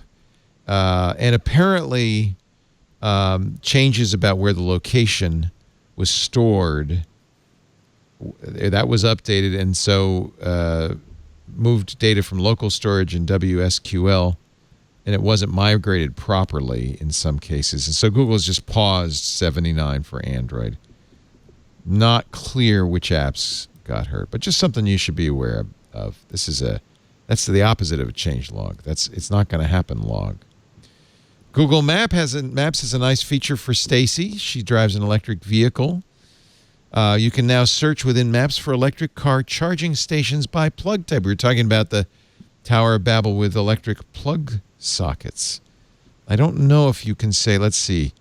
Yeah, they do have Tesla, CHAdeMO, CCS Type 2, CCS Combo 1 and 2, J1772. You choose your plug, and then you can you'll be able to find compatible charging stations. That was what we were talking about just minutes ago. Oh, is that a visual thing? Because I don't know I know what the other, because your Tesla usually comes with at least 2 adapters. Yeah. And I'm trying to figure out. So they have pictures of the plugs. Okay, good. So you recognize that one, but you're right. Your Tesla has everything. J1772 and one other. Type 2. CHAdeMO is most common. Could you explain this to me, advanced people? How many different charging stations are there out there, and can you get a plug for every one of them or no? Tesla comes with adapters. Right. Can you do that for every one of them, or there's some you can't use? There's some you won't be able to use. Like, see the CCS charger, there's a fast charging option, which you won't be able to use because... And then what if I have a non-Tesla brand? Can I use a Tesla one? No. No, Tesla does not let anyone who is not Tesla. That's restraint of trade or something. No. Well, they built them. It's their things. Well, there's also I don't know how much of this is real or not, but there's voltage considerations and step downs that you have to do. They could fry your vehicle. Yeah, so I don't. Tesla, like the superchargers, when those go, they go. Yeah, they really hum. So I don't know if a Volt could take that kind of power. Actually, the Volt can. The Volt's made to use CCS fast charging, but it's a different plug. So, well, yeah. And this is exactly what I was talking about with the gasoline nozzles. All of this sounds German to me. Yeah. It's but I think it's all going away because as part of their settlement, Audi, VW, remember they got Dieselgate. They have been required to build $1 billion worth of charging stations in the U.S. It's something called Electrify America, and they'll all be CCS fast chargers.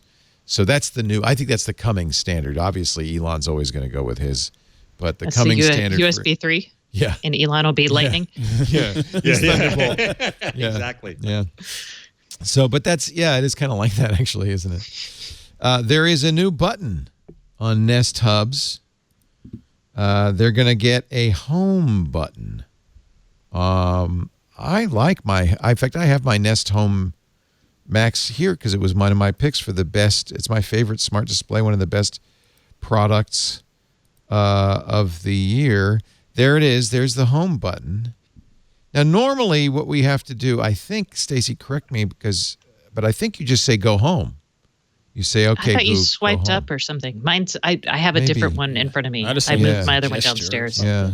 Everything else is gestures in that OS. Yeah, so now you'll have a home button. That's kind of nice. I mean, because like some people look at that and they're like, what do I do? Right. It's definitely the case with Amazon Echo that you can be in a state and it's not your normal home state. And you have to say, I know with Echo, you say, Echo, go home. Mm-hmm. You're drunk. Whoops. And it will take you back there. And now the second to final story. All U.S. users using Android and Google's messages should have RCS enabled. It's built in. Okay, this is where I want your help, guys. I can't figure it out. I don't have it. Man, hard hit. No, you know you have pumped up about that. Really? Well, is this why all my texts are suddenly dark blue instead of light blue? Yeah, I don't remember it changing color. Thank you, I knew Karsten would know. Yeah, they changed color like not this morning, but maybe this morning. See, I don't know because I still use Hangouts because it's on the desktop, it's on my iPhone, and it's on my Android phone. I would love to use. Oh, so I just got this message. Chat features are ready. You can now use chat features with others who have them too. That's it. You can turn these features off anytime from settings. Got it. So what are the features? The problem was that when iOS people text you, they can see it. The problem was that this was something that was supposed to be implemented by individual carriers, and the individual carriers just dragged their feet. They didn't want anybody. They didn't want to use RCS. So Google finally just said, "Fine, fine. We're going to run our own RCS server, and we're going to do it ourselves." So they have now completed this a little bit earlier than they had promised. It updates to both Google Messages and the Carrier Services app may be required to enable the new chat. How do I do that? So wait. So Karsten and I have you're already Where updated. do I find Carrier No, the Services? fact that you see it means you're up to date. Right, you're done. But I don't see like, you know how all your friends on iPhones, they like your text, and as an Android user you get so-and-so loved your message. Yeah, or did whatever. But I don't see any cool like hearts or I mean, I can heart something, but I can't like heart a message. Or maybe I can. Let's see. If I highlight the message. Long press it maybe? Yeah, I'm long pressing nothing. I'm assuming, and I'm doing this with Karsten. Karsten, you're there. Did you turn it off and back on again? We should point out that this isn't designed to have feature parity between Apple's iMessages. Wait, you have Karsten's phone number? I don't have Karsten's phone number. Wait, Karsten, I'm not is that on you? Karsten's need-to-know list. Actually, Karsten. Look on his face. Your number. I'll hit you up, Jeff. I'm assuming this is Karsten. It might be someone else. Karsten, is this you? Karsten bot. You have Karsten yes, bot. I sent you a message saying, "Are you okay?" Why didn't you just send me Ruach? That's so much faster. Is that what the kids say? Are you okay? Rock.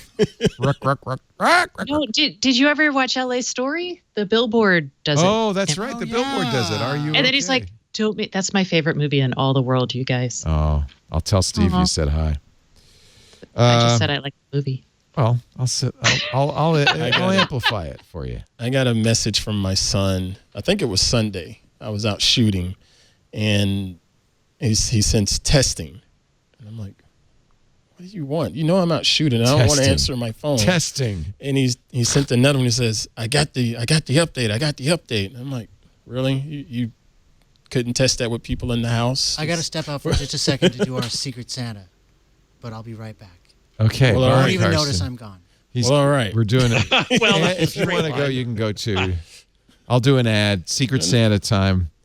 Yeah, I don't know. There's encryption, which is good. It's not end-to-end encryption, but at least it's encrypted in transit. You still have to do it on your one phone, and this is why I don't use it, because I want to have it on my iPhone. Yeah, I don't use it. Phone.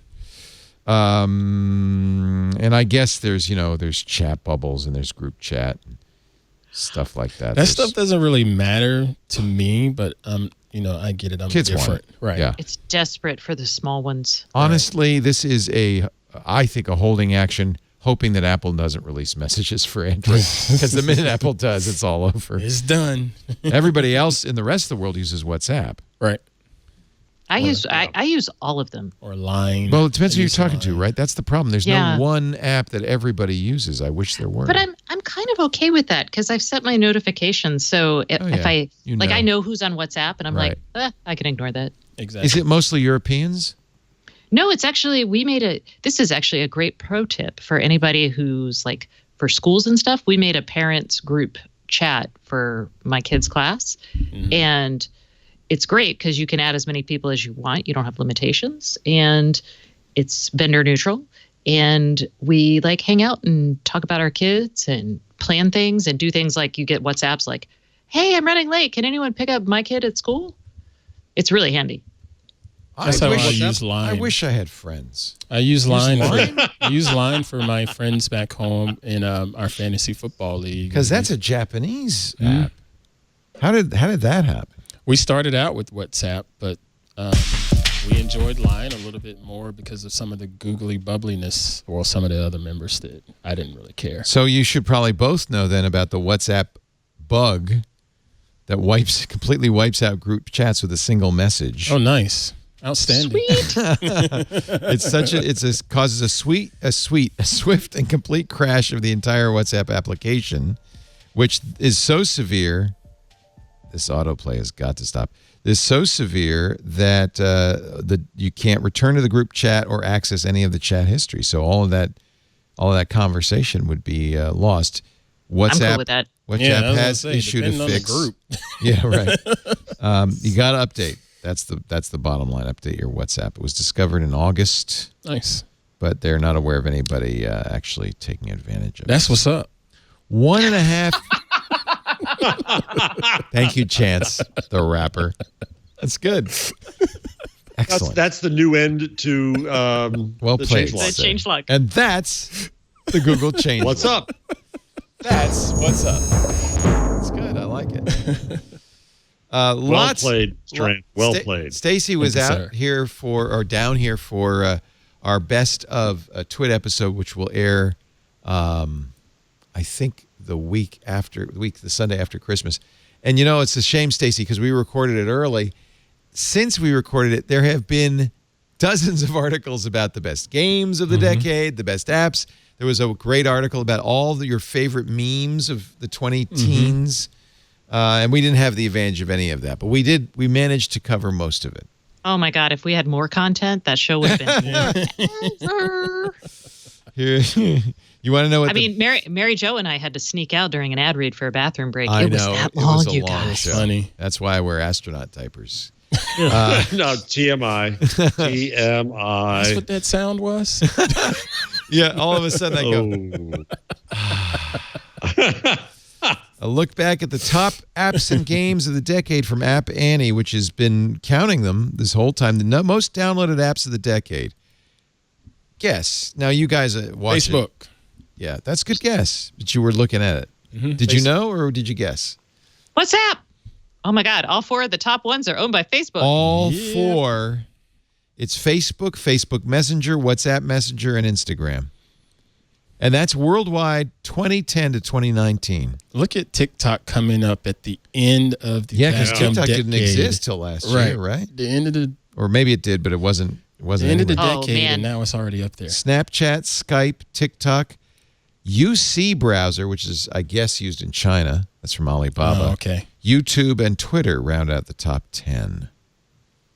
I got sucked into a TikTok black hole this morning. It was I fun. deleted TikTok because of TikTok black holes. I installed it, and I've watched maybe 2 things for about 10 seconds total. I don't even know why it's still on my phone. It's easy to get in that thing where you're just scrolling that black hole. But They're but they they're all remind so me of dumb. my kid. It reminds me That's of what I Vine. love about them. They're so I'm like, dumb. oh my God. It reminds me of Vine. I never really had an interest in. It's just like in Vine. Yeah. So.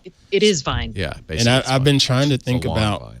content to create for it, and I just can't. Do You guys are doing stuff. I saw square the peg in a round hole. That's how I feel. It's no, y'all did one about throwing away the puppet boxes. Yeah, It's Twit Talk, which I think is a very Yeah, clever handle. That is our clever our marketing team doing. You know TikTok, what? 'cause it's You not know me. what we need? I'm not We smart. need Ant doing dances. That I would need be you singing and no. doing dances. You're not a dancer. I am not a dancer. I I'm not know my either, but I would limits. TikTok dance. I know my limits. Yeah, I think at the Christmas party there were a lot of people TikToking Twit. We should have done some cheesy TikToks because really what you need to do is layer on the cheese. Layer on the cheese. Yeah. Okay. Layer on the cheese. You could do it. I will try to work on that over the holidays with the family, because I am clearly cheesy according to them. I got in a lot Oh, of trouble, by the way, Jeez. with Wisconsin. Really? Yeah.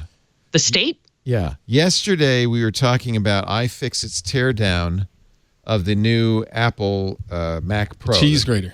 Well, that's the problem. The original Mac Pro was called the cheese grater because it looked like a cheese grater. Right. And this new one is even more cheese gratery. Mhm. And iFixit grated cheese with it, Oh boy. which is disgusting. Oh boy. And I said, Jesus. oh, that's probably cheap Wisconsin cheddar. Oh, dude. No. How dare you? Wow. That was in my dumb. defense, I'm not saying all Wisconsin cheese How is bad, but when it's dare that you. bright and orange, in my opinion, That's American cheese, not Wisconsin How cheese. dare you? orange cheese is communist. dyed orange. There's no Communist. such thing as orange cheese. It's Wisconsin cheese that is cheap, not cheap cheap Wisconsin Wisconsin cheese. cheese. What's the diff?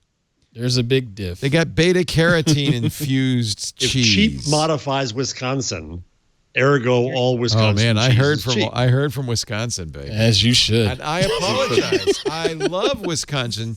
I love my Tillamook. Is that Wisconsin? Tillamook is No, not there. that's like Tillamook's Oregon or- It's Yeah. Oregon. That's right. Come on, man. Just say you like Even the I know cheese that. curd and the Packers and you're fine. I do have a cheese Squeakers. head that is Packers. bright orange. It's a Packers hat. I'm sorry. Squeakers. Are you zooming Cheese in on me? curds. Shame. Shame. Ding, Shame. ding, Shame. Can we get a ding. badger running across the screen for the Badgers? Shame. That would be awesome. Top 10 apps by revenue. Mm-hmm. 2010 to 2019. Netflix number 1. Tinder number 2. Wow. Oh wow. Pandora Music number 3, but that's because it's been around for the whole 10 Right. years, right? 10-cent video, Line, your app, Mhm. IQE, What do you pay which is for online? Line is I think Japanese, but I you know, know what the do you thing pay about for? Line is you can You get little sticker packs and things. you I can buy a believe. lot of stuff, including okay. you know like in China, what you can buy. Like WeChat in China, you know, you can do e-commerce there. Oh, so see, I there's a didn't know lot of that. money to be made. Didn't know that online. Spotify, YouTube, HBO Now, Quai. That's just because HBO is so expensive. Yeah, $15 a month, baby. YouTube fascinates me, but I guess that's from people renting movies and shows or what have you. It's just so huge. Well, you have the YouTube Red. Oh, Red, duh. I actually have that. Yeah. Yeah, so I'm so do I. confused. No, but I'm confused now because I got YouTube Music because Google says they're phasing Google Music out, right? They Google Play are. Music, they're phasing it out. I'm still holding on to in it. favor of YouTube. Now, if you buy YouTube Music, I think you also get all the other red and everything, right? You get premium. They don't call it red anymore. What happens to my YouTube Music, my Google Music stuff then? Good question. Am I going to have to? Oh, jeez. I tweeted them about that a couple months ago and never really got a definite answer because people uploaded a lot of their stuff to Google Music originally. I bought stuff. And I don't want to scare people, but that's the story, right? That's coming. Mm-hmm. And I just reacted. Yeah, you want to scare people. You enjoy scaring people. I love scaring people because that's I'm a link bait guy. I don't like the I'm Mr. YouTube Moral Music Panic. app, so I'm still holding on to Google Play It's Music gotten better, until it actually. dies. I should have put this in the changelog. The YouTube Music app has now added Discover playlists like Apple and Spotify do with stuff that they know from what you've listened to in the past. So I think actually it's gotten a lot better. I wanted to roll the family over to it, so I warned them and said, hey, go ahead and start installing the YouTube Music. What did the hardheads say? And I got to them before they got to me. I said, no, it's crap. Don't even bother. How to transfer favorite tracks from Google Play Music to YouTube. There you go. Connect Google Play Music. Select the recommended playlists. playlists. They got moods. They got live performances, new releases. I think they're actually starting to curate this. Okay, that's looking better. It looks good. And it has dark There's mode, no Jeff. easy way to transfer Google Play Music playlists to YouTube Music right now. Outstanding. Was that the playlist? Yeah, I'd like to have my playlist over there. Oh, okay. I would like to have playlists. What about the stuff I bought? No. That will count. You'll have all that. Interesting. So we were talking a couple of weeks ago about ISOC, the Internet Society. They had owned the rights to the .org domain, the nonprofit domain. They had initially said, well, get ready, we might raise the price a little bit. Then they sold it to a third party. They eliminated price caps and then almost immediately sold it to a third party. ICANN is now weighing in. And this is actually good news. They have 30 days to weigh in. And, of course, what they're concerned about is that essentially this is going from a nonprofit to a private equity firm, which might try to raise prices to make more money. I like the might. Might. ICANN apparently is still, an overseer of all this. They initially said we don't have authority to stop it. But now they noted that the .org registry agreement between PIR and ICANN requires the public internet registry to obtain ICANN's prior approval. Somebody looked at the contract. So thank goodness somebody looked at the contract, and now they're going to take a look at this. So, hey, that's Andrew's company. Who? Sorry, right there, as Domain Name Wire noted in a news story. That's Andrew. That's Andrew. Aw, you're hubbing in the I'm news. so Outstanding. In the news.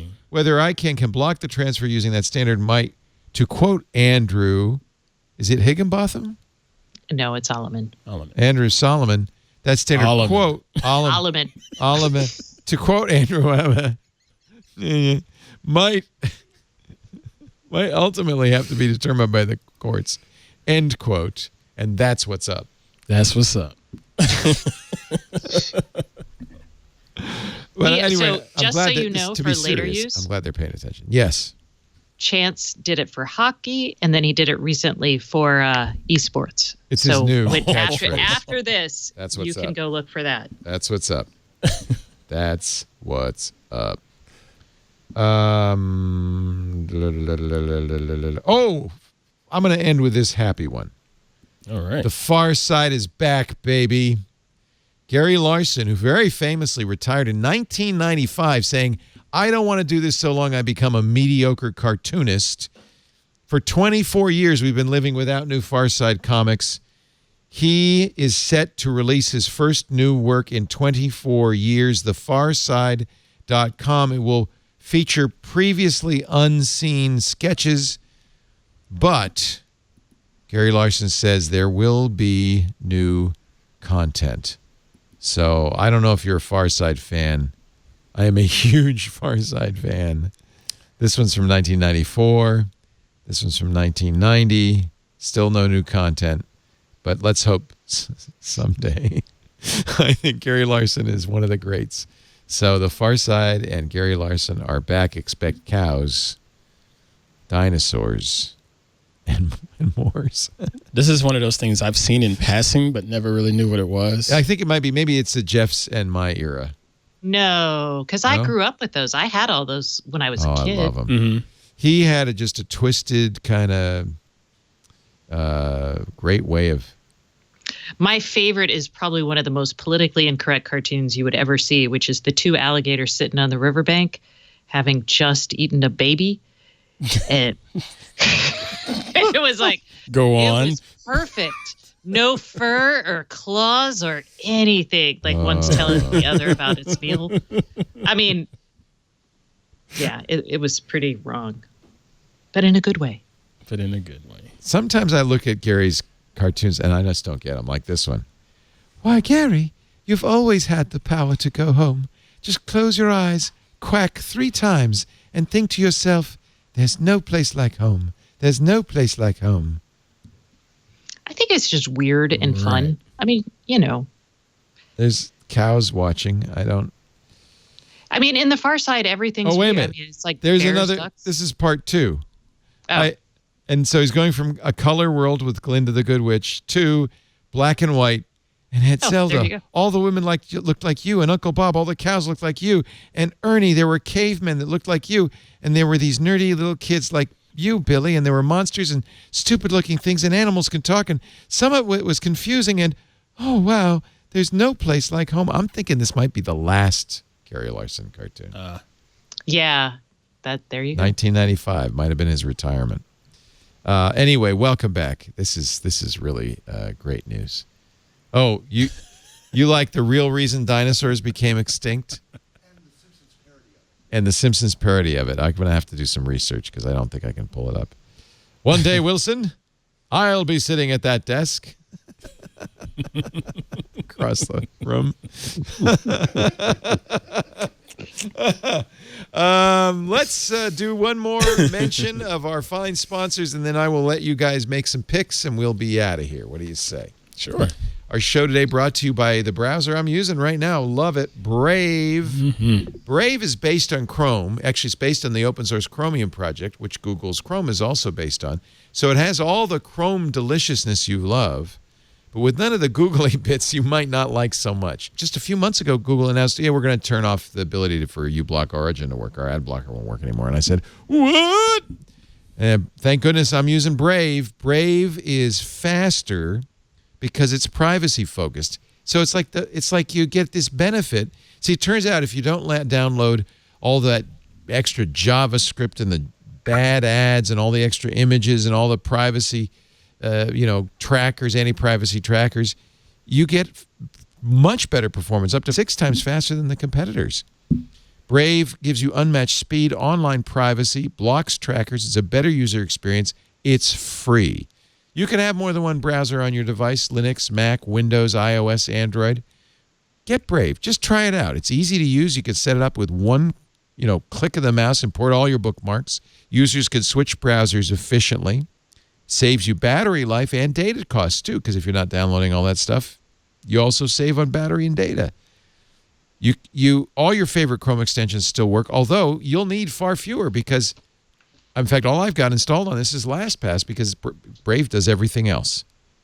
And I love this because one of the things I always feel guilty, we're an ad-supported network. I don't want to take money out of the mouth of Tech Republic or iMore or all those great sites I use, but I am blocking their ads. So with Brave basic attention tokens, you can give publishers back their fair share of web revenue. You can earn tokens by looking at privacy-respecting ads and then automatically, easily tip your favorite content creators in Brave. So they get paid even though you aren't seeing the ads. They don't want to bog you down any more than you want to be bogged down. You can trust Brave. It includes so many great features. In fact, my suggestion is download it now, brave.com/twit. Immediately go to the preferences and just look at all the things it'll do. It's just fantastic. Including, by the way, a private window that's really private. It uses Tor. So you absolutely are anonymous. You can't say that about the private browsing in any other browser. Brave.com/twit. Yesterday was about big tech. Today is about us. Use Brave. I do.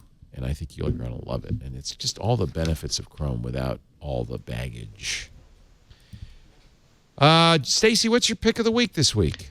Ooh, I've got something you guys are gonna love. Ooh. This is SmartDry.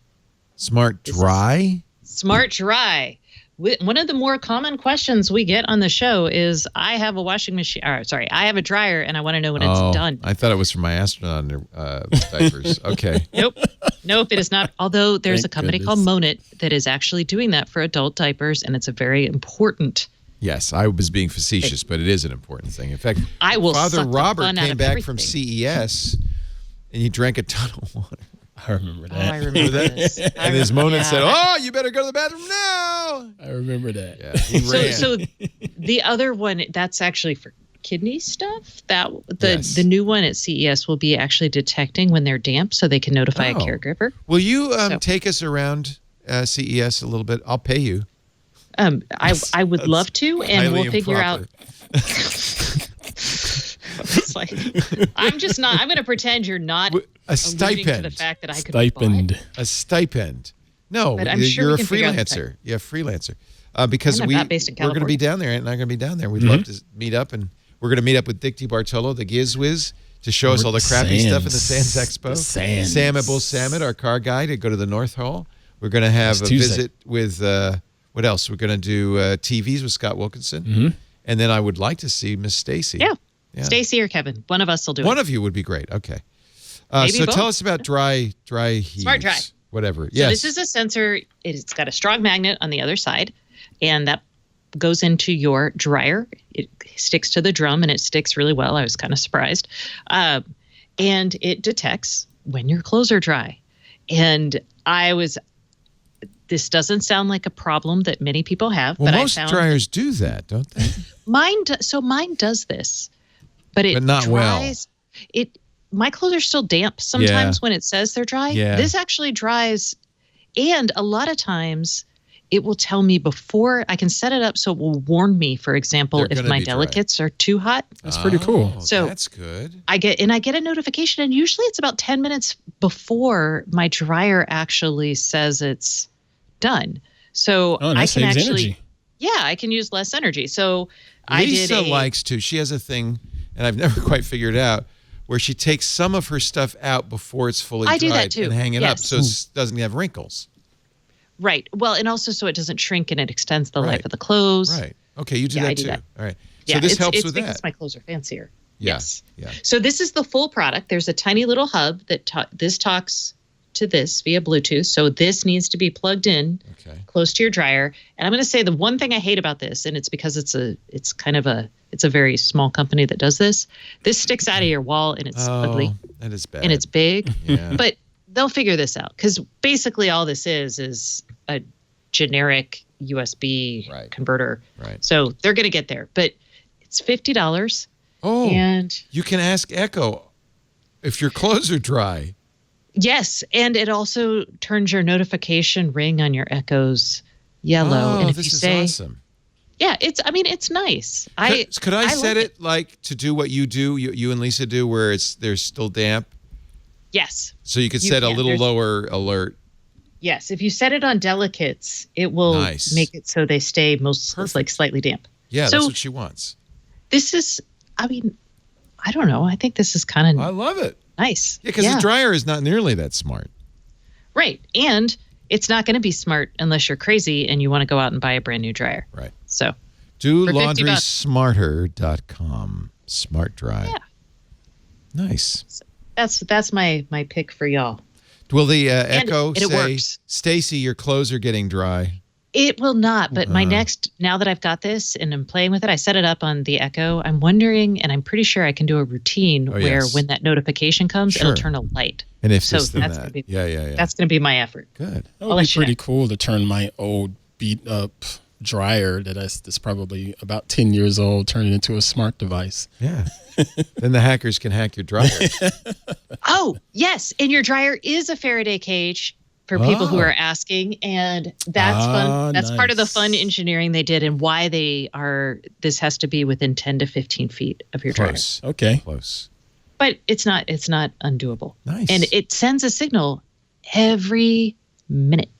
Every minute? Every 20 seconds. I can't remember. Crap. I'm sorry, Dave. Your clothes are dry. Jeff Jarvis, number.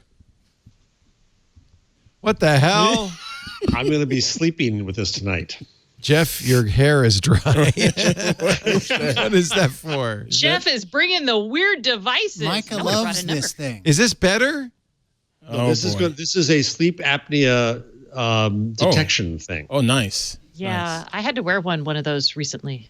This is cheaper than doing a sleep study in the hospital. Do it right. So now they do this. So now this is in your nose, and I got to figure out how to put it up there. And then there's 3 sensors in here. Is this the Beddr? Who makes this? Mine went around my chest. This one's a sleep apnea. Yeah, for sleep apnea, because it was measuring my heart. And do you have a pulse oximeter, or they did away with the pulse oximeter? Well, they have 3 sensors on my forehead. Maybe that's what it is. So that's where they're getting the oxygenation from. Yeah, cool. This was actually Micah Sargent's pick of best gadget of 2019. One of them. Beddr. Bedder. I don't know if this is the Beddr. Bedr. No ER. No ER. Just no BD. ER. Just R. No E. There it is. Beddr. We saw. So I don't know if that's the one you're using. Did a hospital or a doctor provide you with that one? A little similar. Oh yeah, God knows what it costs. This is different. This is less expensive and smaller. Yeah, that's the one we saw at PepCon here in San Francisco. Yeah. Huh. Cool. Yeah. Well, good luck, Jeff. Thanks. I'm not looking forward to it. I don't want to know. I just don't want to know. Yeah. If you have sleep apnea, you should know. I know. That is something that takes years off. No, I do not.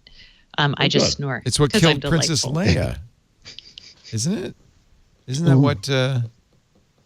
I think a life of drugs and hard living and other things helped. I think, though, I read of things. It could be just Hollywood gossip, but that the proximate cause of her death was.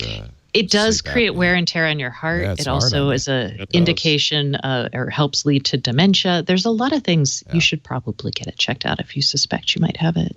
I don't know. I'm just tired in the morning. Isn't that normal? That might just be age. Yeah, I'm old and tired. It's your just diet. wearing down. Yes. 6 months after Carrie Fisher's sudden death, the Los Angeles County coroner has identified sleep apnea as a factor. Me and the coroner like this. Yep. And by the way, I just want to let you know that I set Gina Trapani up with Steve Martin. I could do the same for you anytime, Stacey. Just let me know. Isn't he married? No, it wasn't that kind of a setup. Yes, his wife is really. Rio is human Tinder. I'm considering it, and I don't know if I have a hall pass for Steve Martin or I would use it. Gina had an app that saved all your tweets, and he was writing a book, which he eventually put out on Twitter, of all his very, very funny tweets. And she worked with him to get that database. So. Oh, I don't have any useful skills for Steve Martin. Oh, okay. I play the harmonica. That's good. He plays the the banjo. It's a match made in heaven. That's awesome. Oh, King Tut. Buried in his jammies. Aunt Pruitt. My pick of the week is advice to be mindful of your holiday lights. Why? Well, friend of mine, Captain Jeff of the Airline Pilot Guy podcast, he flies for a specific airline, and he happened to be on a news station here recently talking about those Christmas lights shining up and hitting the pilot cockpits. No, really? If you're in certain lasers areas, are terrible, right? And a lot of people are using these lasers for part of their decorations now. And so I wanted to just give a shout out to him. Look at this. When you see this, you got to think, some of this is going to be blinding. Some of that stuff just pops in. He talked about, you're going in on an approach or whatever, and then all of a sudden you get flashed. It's pretty scary and pretty disorienting. And I never even thought about that. That's, myself. By the way, a great podcast. I love that podcast. Yeah. But yeah, I used to live right next to Charlotte Airport, probably like within 6 miles. So I always saw the airplanes coming over my home. And I never even considered that right next door to me was called Christmastown, USA, McAdenville, North Carolina, where they have some of the largest display of Christmas lights in the country, yada, yada, yada. And I always wondered about, how is that seen from above, and then his video comes up and he's like, yeah, some of those are great, but not so great if they're shooting us in the eyes. Yeah. Jeff says that 7,000 laser hits on pilots in planes Insane. in 2019. Insane. Airline Pilot Guy Show. You can find it on YouTube, youtube.com/APG show. Their show is longer than ours. It's like 3 hours. Really? I didn't think that was possible. It's like 3 hours. It's a coast-to-coast podcast. But it's so fun. I love listening to those guys. It's wonderful. Yeah. Shout out to you, Captain Jeff. I think we could wrap this up. What do you say? Sure. Did you have anything to contribute, Leo? Not really. Good. I have fresh baked Christmas cookies downstairs. Yeah, go down and get some Ooh. cookies. I hope everybody's I've been baking. smelling Cookies and gin. This is our last episode of 2019. We're going to take Christmas Day and New Year's Day off, obviously. And I won't be here for the 8th because that's CES. Yeah, I'll be there with you. Ant will be there with you. Just be Jeff all by himself on January 8th. Good. I can't wait to watch over. that. Can't wait to watch that. We do have a best of episode for next week for Christmas Day, and we'll repeat that on New Year's Day, so you can catch that. And we will be back January 8th. It'll be somebody we don't know who will be on the show because you, me, and Stacey are all going to be in Vegas. Is Karsten taking over? Jason Howell will be here with Jeff. And we'll maybe find some nice. Kevin's going to be in Vegas too, right? Karsten, why don't you Kevin's come and in sit on the Vegas. table? Because I don't want to sit. We don't like Karsten to get out of that. No, just stay corner. back. Oh, you leave him in his cage? Yeah, he's actually barred. He's barred from leaving the cage. I'm glad we have a camera, though. I got to say, this is a big step up. We can now This is see. good. Yeah. You can now see Karsten in his cage. Cackling Karsten in his corner. Yeah, yeah. Thank you so much for joining us. We hope you have a wonderful holiday season. I now have several friends who celebrate solstice, winter solstice, not Christmas, not Hanukkah. Oh, it's so not California. Kwanzaa. Do they celebrate it though on the 22nd or the 21st, depending on the 21st, I think, this year. But they do have Christmas trees and all the lights and stuff because that's a solstice celebration. And then for those of you who celebrate Festivus, of course, we're going to set up the aluminum pole, and the airing of grievances will begin shortly. That's every show. Every show is the airing of grievances. We do Twig every Wednesday, 1:30 Pacific, 4:30 Eastern, 21:30 UTC. If you want to watch us do it live, twit.tv/live. Audio and video is there streaming. You can also join the chat room if you're there live at irc.twit.tv and hang out with that one. That's a great fun. And then for those who are listening at their leisure, we have versions of the show at twit.tv/twig. You can also subscribe wherever you get your podcasts. And if you subscribe, then you don't even have to think about it. It'll just appear on your device automatically. For those of you who do subscribe, there's also the asynchronous Twit community, our forums at twit.community. I think that's it, everybody. Happy holidays. Go enjoy your cookies, Stacey. It's been great working with you this year. Merry Christmas, Jeff, Happy Holidays. Have some wassail on me. We'll see you next year. Thank you, Ant. We're going to see you in Vegas. Yes. Thank you, everybody. Have a wonderful holiday. We'll see you in 2020. That's it for This Week in Google. Bye-bye.